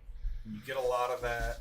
But really, I wanted to do Interstellar, and I thought it just needed like a red carpet, Yeah. For sure. like- Martian red. yeah, indeed, yeah, it's the perfect red carpet. Yeah, overall, the movie's super enjoyable though, for sure. Yeah. Some people probably would be not super interested. Like if you're just like. It could, if you're not engaged, it could probably Yeah. feel a bit boring. Exactly. It may feel tedious to some, but if you're at all interested in the subject matter, Yeah. I think it's just a lot of fun. I was gonna say, watching this, The Martian, I was thinking about a very interesting kind of a rare genre of sci-fi that we get every once in a while, and I'm trying to find more examples of this. But it's like a speculative fiction, Right. like taking You're- a scenario that you're about could to- happen. So this is the 20,000 Leagues Under the Sea, right? Where like Jules Verne wrote a novel about a vessel that could go underwater for long periods of time. He basically wrote a science fiction novel about a submarine that way before a Yeah. submarine was ever invented. Kind of like that, yeah. Where it's like, but so the other two examples I think of, 100 years from now, this won't be a science fiction. yeah, It'll be a science fiction well, movie. well, I mean, it might be a fantasy movie. Yeah, maybe. It might be I don't know. Contagion, that film, Contagion, I don't think I've seen it. also has Matt Damon in it, weirdly. Maybe. And then Civil War, where these are Yes. kind of, you could technically call all three of these sci-fi, especially The Martian, obviously. Yeah. But they are definitely built around the premise of this is something that could happen. How would it happen? And I think that's really interesting. Where Yeah. like all three of them are less about the story and the characters and more about like how would this unfold in the real world. And I think that's really cool. And I think it's probably easier to find in written fiction. This like kind of alternative. I never would have thought of Civil War as like a comp, but that actually makes a lot of sense. Yeah, right. Where it's definitely because especially if you've seen the movie, I know they were really it was getting very stirred up and people were getting all kinds of controversy about it. But ultimately, if you watch the movie, it does feel like, hey guys, if Trump is a dictator, what would that look like? Because like Yeah. you have, I know everyone wants to be, hugs and kisses and flowers and gun barrels and stuff, but there is a world in which something happens and you just literally can't just sit back. You have to stand up and do something. Yeah, it happens all around the world. Yeah. All the time. And then very Yeah, things that it's happen like, in East Asia. and Yeah. Shit. Like, yeah. It's So- almost like its We're own just- genre. Like It's shocking to us because we're Americans. Yeah. We're so far removed from everything. But that shit happens all the time. like Yeah. Tarantino's trying to start this trend where you like reverse history. Yeah, I wish more people did that, where they just took the easiest people to hate because of like they are evil people, not because of something they can't control, like their skin color. Like, why are we wasting time hating someone for how they look, and when we could hate them because they're Nazis? Like that's so, or because they killed our favorite actress. But I definitely think this is like another iteration of like a new genre of filmmaking where it's just like it's technically you're gonna put it in science fiction, but it's really just science fiction for now, because 30 years from now, this might not even be just like Jules Verne in 20,000 Leagues Under the Sea. This might not be a science fiction movie in the future. I mean, that's essentially whatever. I mean, it's really goes back to just dystopian stuff. Not only are the circumstances and scenarios of dystopian literature and films coming to fruition, a lot of the technologies they thought up in those, because their thoughts on the technology in that world had to make sense in a world that made sense in our world. So they made the technology make sense there too, and most of those have come to fruition. I mean, it's and this is kind of a natural state of sci-fi anyway. Sci-fi always leads us. It's our imagination leading us where we're going to go. Yeah. So those are the 3 examples of that I can come up with. Contagion. Where it's taking kind of a real world possible scenario and then exploring it. I know there's more, so I really want to look into this. That'd be a fun endeavor just to kind of find. Yeah, especially because they kind of tend to be science fiction leaning, and that's just the best genre. Honestly, 28 Days Later kind of fits into that too, because it's not really it's not an unbelievable thing. Maybe even the Steven Spielberg's War of the Worlds is almost that too, and it's when you're just kind of doing a quick shot. Come into actual aliens. Yeah. That one's obviously much more on the fiction side. So no, that doesn't. 28 Days Later popped to mind because it's not a zombie virus. It's just a virus. It does what it does, and that was the result. So. Yeah, but they fit also. I don't know. All 3 of these movies do kind of fit well together. 2 of them have Matt Damon in them, and then Contagion, The Martian, and Civil War, good trilogy. But so you want to move on to the next? I want to move on to Interstellar, and I want to I just want to do a transition here because I think there's some space to kind of compare the difference between The Martian and Interstellar, and so I don't want to close the door on The Martian. So we're going to move on to Interstellar, but there could be some bits about The Martian. They're also extremely different kinds of science fiction. But I also want to as similar as they are. Because there's I think aesthetically Interstellar is such a better movie. Yeah. And honestly, technically it's probably not that much better. It's just so much more interesting because you take Mars as such a boring place, honestly. You get to see other things. And it was a fun exploration. Yeah. Interstellar is definitely taking things more hypothetically and in theory of if we could get here, then we could do this, and then it might happen like that. Yeah. But Interstellar is not what you mentioned. Interstellar to me is not the Civil War. No. It is not that type of movie. It's pure conjectural sci-fi, but it is still based on. It's kept pretty close to the breast of our science. Yeah, it's definitely grounded by realism. It's very grounded. It's not complete nonsense. Yeah. And one thing I love about it is a lot of it is based on the fact that there's human apocalypse coming on Earth, right? Yeah. I just think a plague. Yeah, just the way that they did it to me just says smart sci-fi. That's just like a smarter way to do an end of the world scenario. Is basically everything's just covered in dirt, Yeah. Also, it was a much more in sci-fi as a whole. There's a million pieces of science fiction that are about how we fuck this place up. Yeah. The only thing we have left to do is to go into the stars. Yeah. I he also kept it a little more apolitical by not exactly saying it's global warming, but definitely is I really like that because that's the part of that thing that somebody if you start talking about air quotes, global warming, Yeah. somebody's going to have a triggered reaction because of the phrasing. Mm-hmm. But when you just look at, like, hey, shit's getting worse. Yeah, you can, like, I don't. Yeah, a lot of people go don't outside and understand look at it. when you say climate change. That doesn't mean we're all gonna die in a fire. You know, Yeah. it just there are It other means that things. If we don't stop fucking around. Oh, we people. will die. Some people are dying in a We're fire. gonna die In the eventually. case of this movie, basically, It's a great world setup. Yeah, it's just like dust. Everything is covered in dust. it's just a like, mass famine. Yeah, and like that's the thing. Everything's Which around crops it can because survive? Yeah. when You've got inches of dust on top of everything, and Well, so it's the dust coming from the fact that, like, there are no.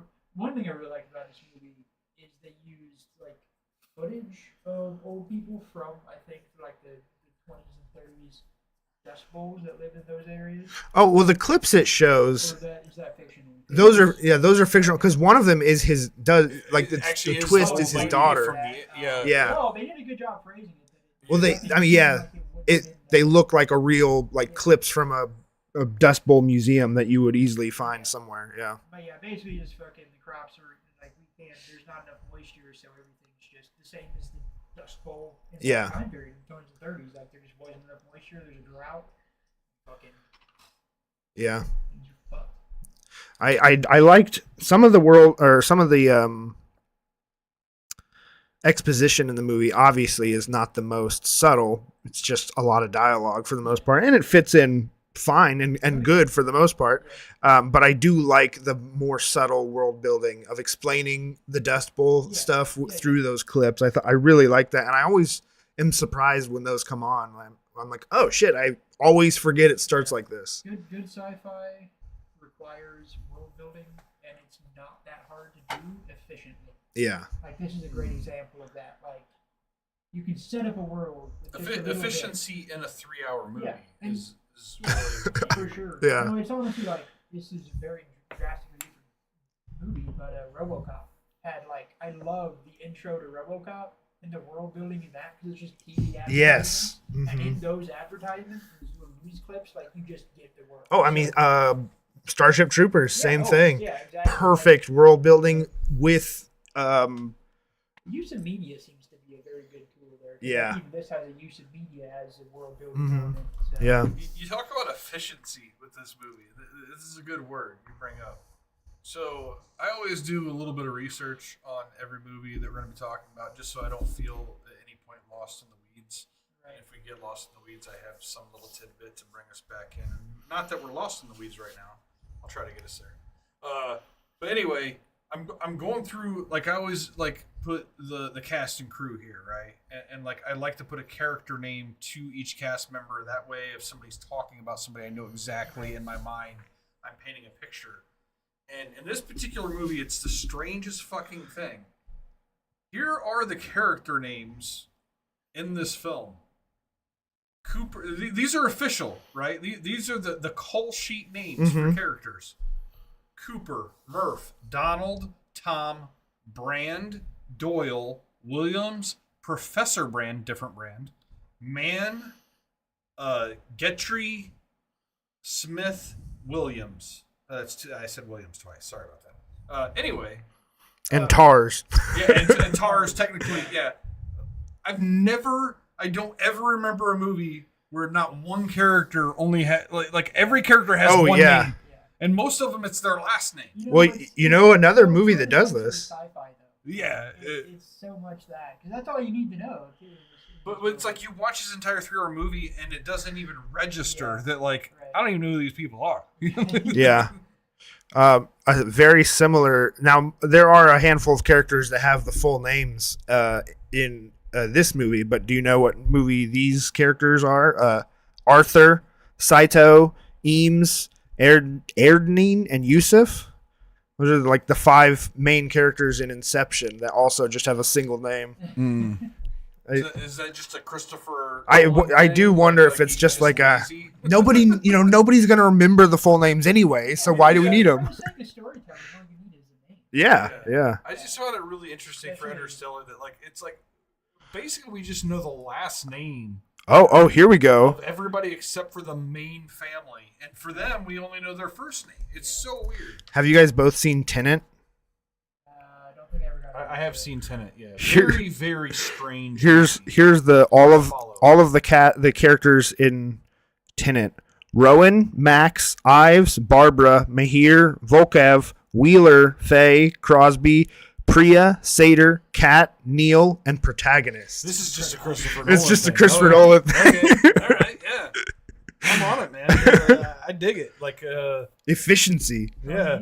He Well, you did. got a story to tell. Yeah. He's not like Stephen King that's got to have like the perfect name. It's just like my guy's name is Roy Saturday.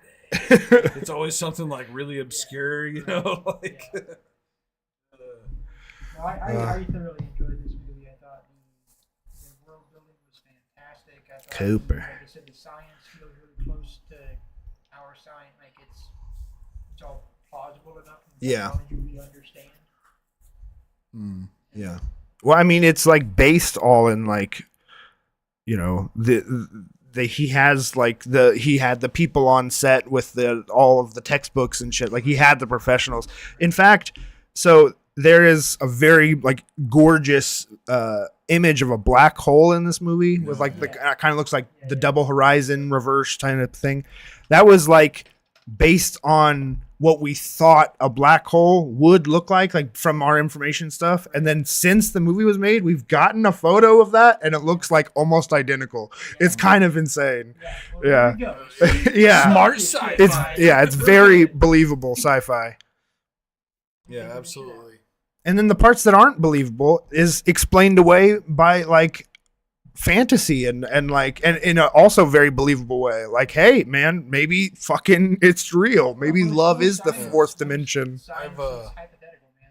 I've told this story before a few times, but the first year that I dropped out of college, I had a class in it was like a speech class, right? Like public speaking, and the professor for this class, his entire career, and he's like in his like 70s, but his entire career had been teaching public speaking.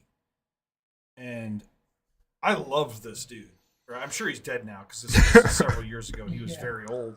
But just the wealth of knowledge that was in this man just from listening to kids' speeches for like 50 years. Like you think about how much shit you learn because you're doing like persuasive speeches, informative speeches, like the different types of speeches you go through. You just learn a lot of random shit. This dude would have been great at Jeopardy, probably. You know? Yeah. But like all that knowledge kind of like watered some shit down. Like he was just telling us a story one time about how like when he was you know younger, he went to see Star Wars because he heard all this hype, like Star Wars, it's so good, like the original Star Wars. And he goes and sees it, and he's like talking about how like this he's watching the opening scene, and it's like his eyes are really big, and he sees this huge shit come through in the stars, and then like there's other little thing in front of it, and it's just like pew pew pew pew, and he's just like, my smile immediately turned to a frown, and I'm just like, there's no sound in space. And I really kind of get that vibe when I watch Interstellar, you know, like it kind of takes all that away where like, you know, and I got that from Gravity as well, where it's just very realistic. Like all the scenes in space are very quiet. Mm-hmm. There's not music in every scene, which most movies. Ad Astra's like that too. Yeah. Yes. I really yeah. It's a kind of like a new generation of space movies that are going to like this. This is my favorite of the three, just because I think the story that goes with it is the most captivating. Yes. Yeah. The most unique for sure.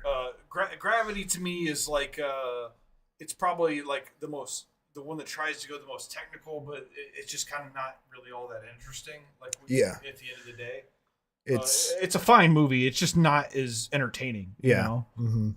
But anyway, I just wanted to bring that up because that is kind of like a new genre of like space movie we're seeing, where it's more realistic with how it would actually be. They actually try to. I felt like I was in space for half of Interstellar, you know, and like you feel the issues that they feel, and I love how they talk about the bends in time. Where it's like, oh yeah, every 7 minutes we spend, or what is it? Every hour we spend on this planet is 7 years, and that is something different. Like time zones and experience is something that they so rarely bring up in sci-fi because it's so complicated and hard to like grasp. But like it's like haunting how they present it in this movie. It's hard to it's like familiar enough, and it like they explained it exactly well enough. For Yeah. The setting that kind of go along. That's part of the smart sci-fi because of science. We know that is actually a thing that exists. Yeah. Like, it's science fiction because we don't have the ability to travel that far. Yeah, so we don't know the exact implications yet. Yeah. What the numbers would look like, but yeah, no, and it's a haunting thing. I mean, that's what's. Yeah, all that we were watching Interstellar. It's like, well, it'll be all right. When I get back, we might be the same age. And John's like, that's fucking terrifying. Like, that's not a cool Why thing would to you to say little that? girl. You see it. You do see it. Like he does it so well. You see him like finish the sentence and then kind of go like, I probably shouldn't have said that. No, that's what makes sci-fi one of my favorite subgenres of things is like horror, like sci-fi horror, because like space is dauntingly terrifying by itself. Yeah. Time is dauntingly terrifying. Like Yeah. the things that we're the most afraid of is the species, Yeah. And you get into these kinds of stories, and it's like yeah, you travel, but the scope of the time that all this takes Yeah. is crazy thing to think about. It's very funny because the movie is kind of like nonstop tension, especially. I mean, it kind of just builds, and then the climax is like an hour long. Right, yeah. And so the fact that you are so like tense and on edge with the time frame, and then all of a sudden it's like 40 years later, like what? Yeah, that's crazy. Yeah, it was a super satisfying watch for sure, and I am definitely a sucker for Matthew McConaughey. Yeah. Also, like Dude, John Lithgow, like Yeah. fuck yeah. He just Dope. pops up these days. Yeah. He can totally carry a movie. No, he. McConaughey or Lithgow? Well, I think Both? That'll be both, I think. Yeah. Well, I don't know. We've all seen Harry and the Hendersons. I haven't seen that movie. So Lithgow in like the right comedy and shit, like just the right setting. Oh, like straight comedy? He is hilarious. But I actually like it. Like his season of Dexter is probably the best performance I've ever seen from John Lithgow. Like, Yeah. honestly. No, that was a great thing for him to do. I'm glad to have seen that from him. Like him playing I would like to see more of that. Like him playing creepy serial killer guy is He was great. John He Lithgow. was the villain in The Adventures of Buckaroo Banzai across the Yeah, Ocean. yeah, he's one of the aliens, right? He's like the alien. Yeah. He's alien Hitler. basically. He is. That's how he got his Third Rock from the Sun Yeah. bit. He was a shoo-in. He had experience playing. He plays a serial killer in a Brian De Palma movie, Raising Cain. Have you seen Oh that? yes, I have seen that movie. Yeah. It's what is that like Denzel Washington or like who else is This in is somebody else in that? Lolita Davidovich? Stephen, nobody else I recognize. I have seen It's that film. 1992. Yeah, I have seen that film. It's kind of a weird It's film. like a split personality type of thing. I would like to rewatch that actually. Yeah, I love John Lithgow. I did unfortunately like start the first only thing I watched him in for a long time was Third Rock from the Sun, which he is fucking hilarious in. But then everything after that I watched is like he's not being funny. Yeah. No, it's actually hilarious because one of my very favorite actors is fucking Joseph Gordon-Levitt. Yeah. There's actually a lot of talent in that show. Like, Yeah. Third Rock from the Sun is. No, it's a really fun show. Yeah, I'd like to go back and watch some episodes. Honestly, that'd be pretty sweet. I thought about that a couple Maybe, weeks ago. Yeah. we should do that on Friday, dude. Let's just. That'd be fun. I bet that's streaming somewhere. Yeah, dude. I would be so down. It's probably streaming somewhere. I watch that shit religiously, but yeah, no, I think Matthew McConaughey is like, he's one of those guys that had the has the fucking dazed and confused effect. Like this, he just has this super easy thing that he can do and just be hugely successful at. Yeah. Like Johnny Depp with Pirates of the Caribbean type shit, but like he is good. I think really good. You put him in, you give him the chance, you give him the role. Like when I watched the first season of fucking True Detective, Yeah. That was a fucking wonderful performance. Like, it was awesome. I've seen him do a lot of good stuff. Anne Hathaway shines here. Yeah. In a little bit of role. I think she kind of always does. Yeah, Anne Hathaway is also, I think, better than people get. Yeah, the problem with her for me is that she's just like the. I'll never forget my cousin described this about like a girlfriend that I had when I was 22. And after I broke up with her, it's just like, yeah, people are a little upset now because she's like the bring home to mama kind of chick, And like Anne Hathaway definitely has that vibe, like you bring her home to mom's gonna like Anne Hathaway, like, and I feel like all of her characters kind of have that. She's just like a likable person, like Yeah. I'd like to see her play like a deranged psychopath at some point in her career. I bet she's played something like that. Solid independent film with, I can't remember the name of it, but it was with, actually had Joseph Gordon-Levitt in it as well, and it was about these suburban kids like trying to encroach into some like gangster neighborhoods for like to be cool and like to press the boundaries, and it goes terribly awry. Yeah. Yeah, I think like her and her friend get like raped by some fucking Jesus gangsters and shit, and somebody dies. Like it was a pretty intense movie. There's a movie of hers. Thinking that when I watched that movie, like, oh, wasn't she just like in a Yeah, she's played a princess several times. There's a movie of hers, 2008. I have not seen, but I've heard very good things about, called Rachel Getting Married, where she's like kind of the black sheep drug addict of the family, and everyone kind of hates her. But I've heard a lot of good things. Maybe I should give that a watch. Oh, hey, it's on your watch list. Look at that. Yeah, I'm into it. Back to Interstellar. I mean, it's about. It's about the people. And also, while we're on the track, I forgot my wife's favorite movie, Love and Other Drugs. Yeah, She also does kind of play a different person in that, but for the most part, I feel like she's kind of a typecast, kind of a broad. Yeah. Yeah, no, seeing her in like a good horror performance. I would be. Definitely the casting. Yeah. Also, really good. These two movies, demonstration of Jessica Chastain's range, because I guess Matt Damon too, but Jessica Chastain plays both very strong, capable, like super intelligent characters, but like kind of couldn't be more different in a way. Also very much alike, though. I mean, like they're kind of the same person. I mean, I don't feel any anger from her character in The Martian. But I mean, like they're both like the same like person, just in different missions. I don't know. I feel like one is. I feel like she's got like I don't know. I just get the extra vibe. Like she's just kind of the extra vibe from the ship. She's not the main character, but she's along for this trip. Oh, she's definitely not the main character in either one. And she gets like kind of that same billing in both movies. Like, hey, you want to be a? I mean, she's definitely much more important character in Interstellar than she is sure. in The Martian. But I don't know. I love Jessica Chastain.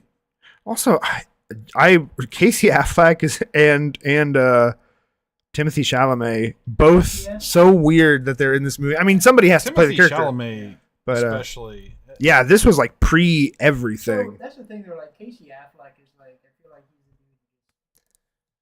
dude who shows up. Yeah. Just sometimes in a movie, like even in the role, like when he's the lead, it's like, oh, yeah, Casey Affleck. I mean, his I like Casey Affleck, but he's like so like. He's definitely a character actor. He does not have range. He does not have range. He's the same. But his dude. great performances are great. Like Assassination of Jesse James and Manchester by the Sea are both like incredible movies. Manchester by the Sea is like, dude, I can't do that again. Yeah, that's a fucking haunting movie. Let's do it, John. Tars. By the way, neither of the robots were voiced by Matt Damon, so they just, I guess, purposely hired someone that sounded exactly like Matt Damon. Tars is just like 3 sticks Well, connected by... You think, and then it becomes as many sticks as he No, wants. it's a really cool concept. It's a really cool design for Yeah. a robot that I've not really seen anywhere quite like it. Like, it's just rectangles. It's like a flat, wide rectangle Yeah. that you see mostly looking like 3 sticks when it walks. It separates itself into 3 portions and steps that way, but then it basically can do anything. It like can cartwheel. It R2D2's the ship also. Like, Yeah. it fucking morphs into the center It's console. like it's the supercomputer. Yeah, you know, it's it's what. It's I feel the majority of modern robots and stuff, especially in movies, are always humanoid based. And this definitely feels like a return to like the sci-fi of the 60s and 50s, where it was like a box or a cylinder. The sphere thing with aliens is like you can't really imagine what they would be like. I feel that's similar. Like I feel that kind of applies to the design of robots because we have a pretty good idea in mind, but when you really get down to where we are at in history with technology, that kind of defines what a robot really looks like. Yeah. You know? And so seeing this design and this setting and scope it was just super refreshing. Yeah. And it didn't feel awkward at all. It was just like it worked. He could do anything and it all worked. It made sense. It felt natural. You feel like a robot design. And when he moves very fast, it's very believable. Yeah, no, every part of his motion and interaction feels normal when it happens. Like it doesn't. You think like you first see this thing and it's like this big fucking block walking on 3 sticks and you're like, what the fuck? All right, how is this gonna work? And like he just does. Like, oh, now we can. It's like the greatest robot of all time. You can do anything you want. Yeah. He's a square. You can put him on your bed. He's stowable. Or you could probably sleep on him. You could float on him, probably. And he's clever too. I love the settings of the guy. Yeah. And his interactions. It was a great use of a classic sci-fi character and great presentation of a classic sci-fi character. He really like this watch of this movie definitely helped me read this movie as a very direct but modern version of like a very classic 50s sci-fi movie. Yeah. Of like a first man on the moon or a journey into the stars. And the robot's design and character definitely lend to that. No, for sure. And that's super fun. Yeah. I think that's why it was so welcome to me because it had it's such a great modernized example of just core science fiction. Yeah. Which speaking of, has anybody watched that? What was it called? Like Fly Me to the Moon or something like the Channing Tatum movie? Yeah. No, I have not. No, okay. So nobody watched that yet. Okay. It's almost like a reverse sci-fi movie. That's like that's like, what if we had less technology than we actually do? Yeah, I mean it's kind of both movies. It's it's that sci-fi movie and also the alternate history movie. Right? Yeah, you get both in one. The kind of throwaway line in this where they mention that the moon landing was faked. Yeah, that was fun. That's very interesting. That's a very interesting choice. You just threw it in there in a movie that's like so aiming for like a realistic setting. You just threw like something that's kind of like edgy and political in there. Yeah, like are you saying that like that will happen? Is this just like your own version of Earth? Yeah. Like, what does that mean? It's so odd. What line was this? The parent teacher conference. And she's like, Murph's been bringing in her own books about the moon landing, and we all know the moon landing was fake. And it's like very interesting. That's a very. It's like. If they say like, and we don't teach 9/11 anymore because we now realize it was a hologram. Like, okay, so what world are we in here? I didn't feel like it was a political statement in the movie though. I thought it was like because you could tell he was just like, not what now? Yeah. You know, like, Yeah. So well, that's almost another thing. Like, are we then to take it that he is kind of a conspiracy nut, or he is like anti-establishment and he's like the only right one? I just assumed it meant like he's like he was like a fucking like astronaut level, like Yeah. like he was part of NASA, and so Yeah. like saying that like, oh, well, like we're now teaching in schools that this never happened. He's like, no, wait a minute. Yeah. No, I actually, that's where my mind went with that scene came up. Is I thought that's what was interesting about it is that like here's the character that like he did know like that what he thinks is true, and that it's more like the government just like Yeah. rebranding it somehow. Yeah. But there's still being a person like no, it was this. Yeah. Yeah. I thought that was cool. Yeah. This is a really good movie. This might, I don't know. I need to rewatch The Prestige, but this is definitely might be top 3 Nolan for me easily. I really enjoyed it. It's definitely quickly one of my favorite movies for sure. Yeah. Especially in the genre.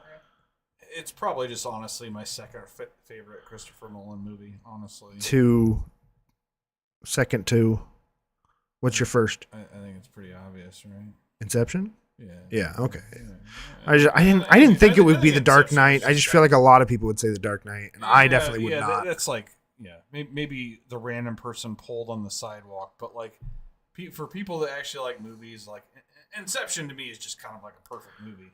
Yeah. I mean, this also is just kind of like a perfect movie. It's just the thing, like, this is based off of like something that like we're a ways away from actually thinking about, and like, to me, Inception is like was just based off of something that nobody's ever thought about ever, and so that was the real difference. Which was Inception? The Dreams. Dream Machine. Dreams inside dreams inside dreams. Yeah. It's Leonardo DiCaprio and. I feel like there's an anime. I mean, like, there's been some things. Paprika, maybe is that what have you seen the movie Paprika? It's an anime. But the way they approach it is definitely unique and like, yeah. I mean, for something as feels like diving into dreams should just be like everyone has tried that. I feel like a very, you know what I mean? Like, it should be something we've explored more, but I do. No, it doesn't come up very often for sure. Yeah. It's very still unique. And definitely the ones that haven't been on like a scientific, like technical level. No. Where, like, it's like, like the level they go where it's just like trying to change somebody's mind. Yeah. By inhabiting their dream. A heist. Yeah. That's basically what it is. It's a dream heist. Yeah. I would say Interstellar, Inception, and The Prestige are my top 3 Nolans. Hard to rank those in any one way. I think The Prestige has got a pretty big step down from those other 2. Yeah. What do you think? Yeah. You've seen Inception though, right? I just assume it's been a long time. It's a wonderful film. Yeah. It's really like I've never seen a movie from him that was like done poorly. No, it's just like the Prestige is just like it's like I just think the subject matter is just kind of like what like these guys are magicians, right? They're like setting up booby traps trying to murder each other and stuff. It's just like all right, all right, like seriously, it's just it's another genre movie. Motherfuckers steal my. How are you doing it? It's just like they're like so at each other's throats over like how to make a couple extra coins. Well, like it's not like they're like. I feel like that's the drive of the story, though. It is that, the like, drive of the story. He's like they're like murdering people just to make more money. You know, like. Well, I mean that's a very real culture that existed, though. Yeah. It's really not about money though. It's about prestige. It's about the prestige. It's like it's super fucking niche, but no, I mean like there was a big culture of that shit in like the late 19th century. Yeah. Early 20th century, like people were that kind of. It's the same kind of thing with Nightmare Alley, like yeah, you know that kind of shit. Like that was. It's trade. It was a dirty trade, but fits in vibes wise too. I really like when Nolan does like a genre movie, and I feel like he's getting away from genre and doing these like war films and shit, and I'm getting a little tired of it. Christopher. It's going away. I just like What was the war film we did last? Dunkirk and Oppenheimer. I never got to see Dunkirk. Well, Oppenheimer's Not a war film, but I mean like true events, right? They're not genre films. It's just like historical. Yeah, historical dramas. nonfiction. Dunkirk. I mean, it looked like it. Dunkirk is a good movie and a very unique for a World War II movie, but it just doesn't draw me back to it the way his like science fiction and his thrillers. Honestly, like you mentioned the common man on the street mentioning the Batman, but like I honestly like really fucking dig that Batman trilogy. I do too. I just would not rank it above his original projects. It's not on the Inception level. No, it's not. But it's a good fucking movie though. Yeah, It's solid. The Dark Knight is a good movie. I think it would be elevated substantially if there was some blood in it. To see somebody get shot from a shotgun from like 4 feet away and just like poof, a smoke comes out. It's like, it's taking me out of the movie here, guys. I need some blood splatters. Yeah. My favorite thing about Inception, the first time I saw it, was that like, I'm going to see this movie. My brother's like, oh, me and my daughter saw that the other night. Like, it's like it was all right. He's like, the ending kind of like really ruined it for me. And like, I go see Inception. I'm like, that's the greatest ending I've ever seen in my life. Like, here's a guy who knows how to end a film. Yeah. Like, my brother, no culture. The ending to Interstellar, it feels so familiar. It feels like it reminds me of another movie and how like big and epic it is. And like Interstellar, you're talking about? Yeah, the ending to Interstellar with like, yeah, I don't remember who's talking at the time, giving their like speech or whatever, and then it's showing him sneaking off and stealing the ship, and then it's showing Anne Hathaway beginning the colony, and it's like building and building and building, and it's so good. The ending is kind of interesting because they kind of throw like an Adam and Eve thing on like a couple that was never a couple in the movie. Yeah. So it's just like, yeah, this is just your destiny. Yeah. You're gonna be with this chick, like you're probably gonna like repopulate the fucking ice block that you live on now, like Yeah. you're gonna be doing lots of fucking and making lots of kids.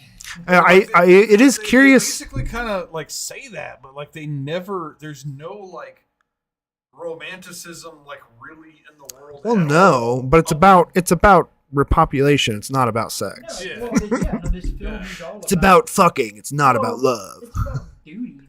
Yeah. No. Yeah. Well, I mean, they have all the. But they're just at the end. They're just like, hey, you should go fuck Anne Hathaway because what else are you gonna do? And he's just like, you know what? I will. I'm gonna fucking steal the first vessel out of here, and I'm gonna go fuck Anne Hathaway. I mean, she'd probably fuck anyone. She's all by herself on the planet. Exactly. She's and soon she's gonna be surrounded by children. And it's just like he's going to fuck Anne Hathaway, but the thing is, he never thought about fucking Anne Hathaway. Throughout the movie, I mean, he probably thought, but he's just not being toxic and being like, "Hey, Anne Hathaway, want to fuck?" They don't put seeds in our mind to think about him fucking Anne Hathaway. Yeah. Okay, if Anne Hathaway was your coworker, you would think about it at some point, right? It doesn't even. You don't need to like. Oh, do you think there's tension there? Like, it's Anne Hathaway. If someone had the chance, McConaughey thought about fucking Anne. Yeah. Probably did. I mean, yeah. I mean, he's Matthew McConaughey. She's super hot in this movie. He is Matthew Mahogany. Mahogany. Matthew Mahogany. Should change it. There's a doppelganger somewhere. It can be the log lady holding Matthew Mahogany. He goes by Maddie. Maddie Mahogany. Someday you'll meet Matthew Mahogany. Now, in Kentucky. Oh, by the way, I won't do the plot synopsis now, but the tagline for this movie is "Mankind was born on Earth. It was never meant to die here." So, is that just a line? Yeah, it's just a line from the movie, but it. That one's a little too long. Yeah, it's definitely not clippy. Oh, and we I also would've it was preferred very something generic like the answer is somewhere out there. into the stars.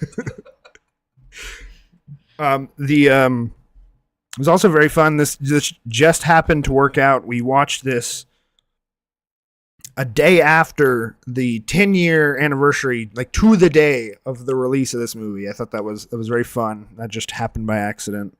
Yeah, it's happened by accident with me a few times, right? Like, Well, I mean, I think we've gotten the years before just by accident, but never like to the day. to the day. Yeah. Really honing down with my sixth sense here. Yeah. Yeah. Interstellar, man. Fantastic film. Fuck this movie. It's very beautiful. Yeah, fuck this movie indeed. That's all I can say. Fuck it. Fuck it. Fuck it good. All All the holes. right. All kinds of holes. Black holes. Anyway,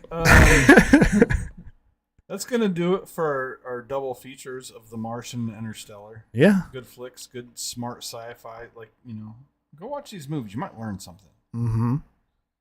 And Or from here, make you want to learn something more. yeah, possibly. Maybe you'll have tiny words of human being. Yeah. Yeah. Incomprehensibly. That's how tiny you are. That is the thing. I think we're on. Reese, are we on your pick? Are you picking? We are. You're picking the. This will be my last pick of the year. Oh, I know what you're picking already. Everyone did. We already mentioned it. Well, I guess now. Did we say? No, we didn't say the name. So We I haven't guess. said it, so you still have to announce it. So tell us what to watch in theaters, and then tell us what. So playing in theaters, some returning classics. We've got The Wild Robot. We've got Smile 2. We Live in Time. That's the Andrew Garfield and Florence Pugh movie. Venom. The Last Dance. Have heard literally nobody talking about it. The Christian. Should they be? Well, good or bad. I've not heard anybody talking about it. Like these movies are bad though, right? Like, I mean, they make money apparently, so somebody's watching them. I mean, everything's good to someone. It's Unfortunately. weird because my wife has watched all these Venom movies, and I think part of it's just like she's into Tom Hardy. Yeah. But like she's watching these movies, and she keeps telling me like they're bad. You wouldn't like it. Oh, they're bad. Yeah. It's just like, well, why do you keep watching? I just don't know. A new Christian movie, not new. No, we talked about this last time. The Carpenter, an animated movie I know absolutely nothing about. Hit Pig. It's a very bad title. I was about to say that's a good title. Hit Pig. I assume an assassin pig, right? It's a kid's film. Yeah, I mean, they make ninjas cute now. So. A porcupine. Is that a misspell? A porcine bounty hunter accepts his next hit. Porcine? Oh, he's a pig. I thought he was a porcupine and they misspelled it. Okay. Yeah, he's a pig. A porcine bounty hunter accepts his next hit. Pickles a naive, ebullient elephant. Jesus Christ, man. We need a thesaurus to read this.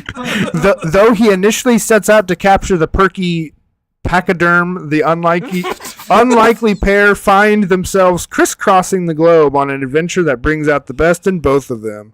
Starring Jason Sudeikis, Rainn Wilson, RuPaul, and Hannah Gatsby. It does not look appealing. It looks pretty dumb. Yeah, that's weird. Okay, back to the other stuff. The Tom Hanks movie here, like we already mentioned, is still in theaters. This is the one where the camera's in the same place. Yep, does not move.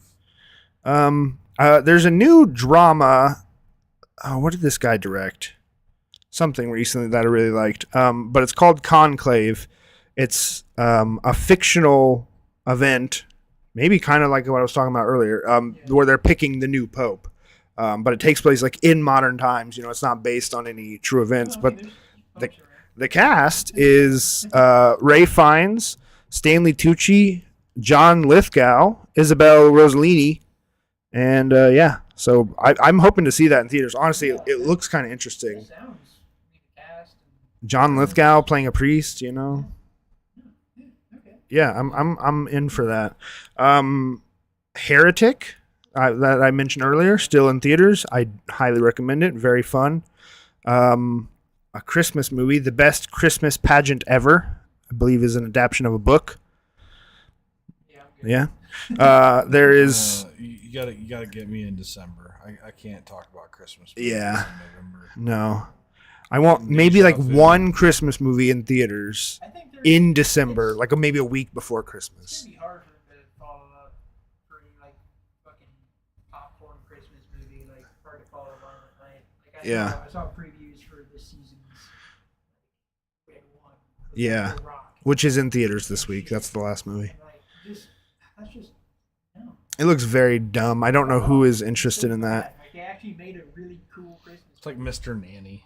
And they're I for a more family friendly but super high quality Christmas movie, the animated movie on Netflix, Klaus.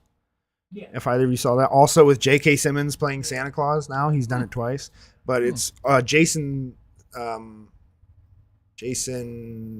Wes Anderson Jason Schwartzman is the main character in that, and it's from I think the same like director who did The Emperor's New Groove, and it's a very similar animation style, but more like 3-dimensional in a way. I don't know. It's a great animation, really good movie. Like actually, like heart-wrenching at times. You will probably cry if you're a movie Emperor's crier. New Groove is a banger. Yes, it is, but it's like on that kind of funny too of Emperor's New Groove. But there's a Indian film called Kanguva or Telugu. I don't know. What is this? What does this mean? Why are there two names?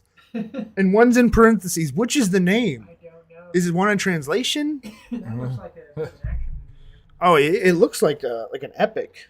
It's got like a warrior, like a barbarian type on the front cover. Oh shit! Yeah, versus What the hell? Like two warriors squaring off. It looks like. Epic saga of Kanguva, where ancient valor meets modern day courage. A tribal warrior's fierce struggle to save his people a millennium ago is mysteriously linked to a shadow cop's perilous quest to the present. In the present, this gripping emotional tale of into this heroism locally across time promises heart-pounding action and a mystery that defies the ages. Yeah, this is playing in Warsaw. I'd watch that shit. It's That sounds cool. 152 minutes long. Yeah, I'm kind of into watching this film. Yeah, it's playing this week. Maybe that's the Friday night deal right there. Indian epic. Okay, but see, then they have another one that's Kanguya with Tamil. Wait, is that a language? Is that a language? Wait, maybe they did it from two perspectives. But it has the same like runtime and description and everything. Yeah. And they're not playing on the same day. Anyway, the last new movie out. We should research that and come back with some. Yeah, well, you guys should go see it and tell me what you think on Friday. Which one should I see though? Like they seem so different. Well, hopefully you can go and they'll have the information for you. Probably not though. They'll probably be like, I don't know. We just play whatever they tell us to play. Yeah. Oh yeah. I'm not gonna ask somebody that works there. They're all like 12. And then Red One.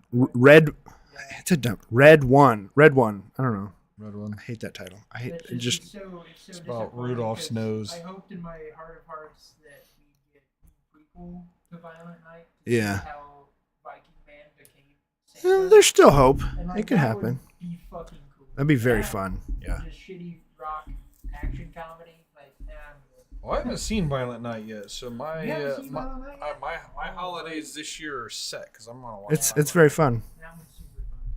How violent is Violent Night? It's R-rated. It's pretty violent. Yeah, actually, John Leguizamo's death is fantastic in that movie. It's so good. I won't say anything All right, more. all right. Well, you already spoiled it. Way to go. He's a bad guy. All right, so He'll die. shooter guy wins. But no, I'm not gonna spoil the. Okay, so moving on, my pick for the year, the last pick of the year, I have to pick this movie. It's celebrating yet another anniversary, so I really want to watch it this year. And it's been on my watch list for like probably about a decade and a half. We will be watching Once Upon a Time in America. Yes. And James Woods. James, sure, yeah, that's the selling point.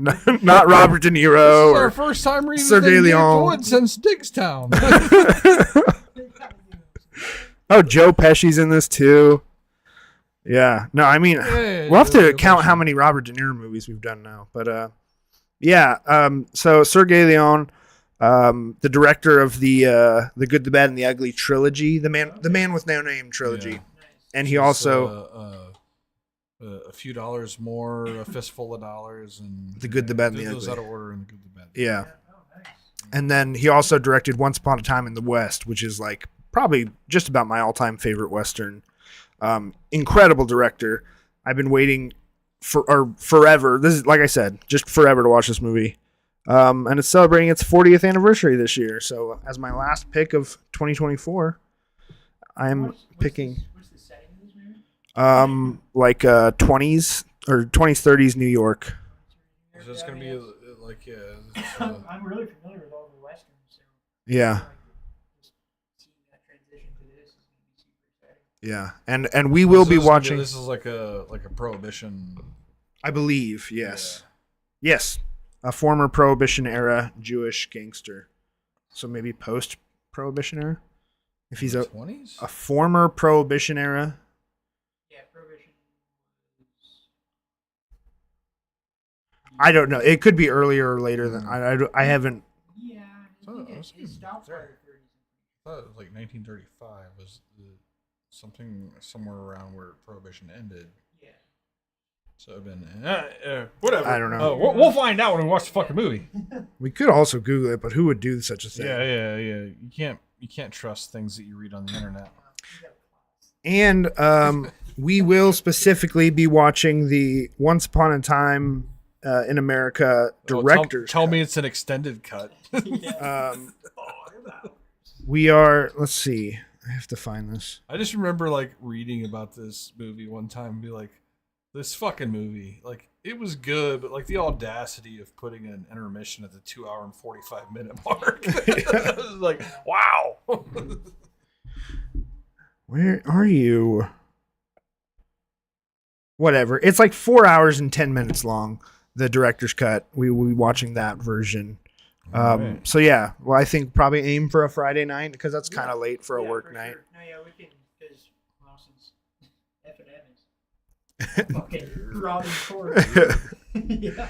Yeah. We can just head right over to the. Yeah. And then maybe we'll watch a couple episodes of one thing or another, and we can talk about that as well. Well, yeah. So next Wednesday we just get together and we can just watch something fun. Something. Or Yeah. something. Assuming we can all have that Friday available. Yeah. I think that Friday would be no problem. Fridays are pretty easy Fridays these are days. always- So. Yeah. Awesome. All right. Well, thanks for tuning in. Whoever ends up listening to this. Yeah. Hope you laughed at least once. Yeah. I mean, come on. We're funny guys. And found one movie you want to watch. Yeah. That's really that should be our goal, is to give somebody a movie to watch. Yeah. Because we talk about a lot of fucking. Yeah, you can fucking pick one. All it takes one. Man. You Jesus. stop listening 3 minutes in because you heard about some movie and you go watch it. We've done our job. Fuck Yeah. Yeah. Cool. Awesome. All right, that's gonna do it. We will see you back here in 2 weeks for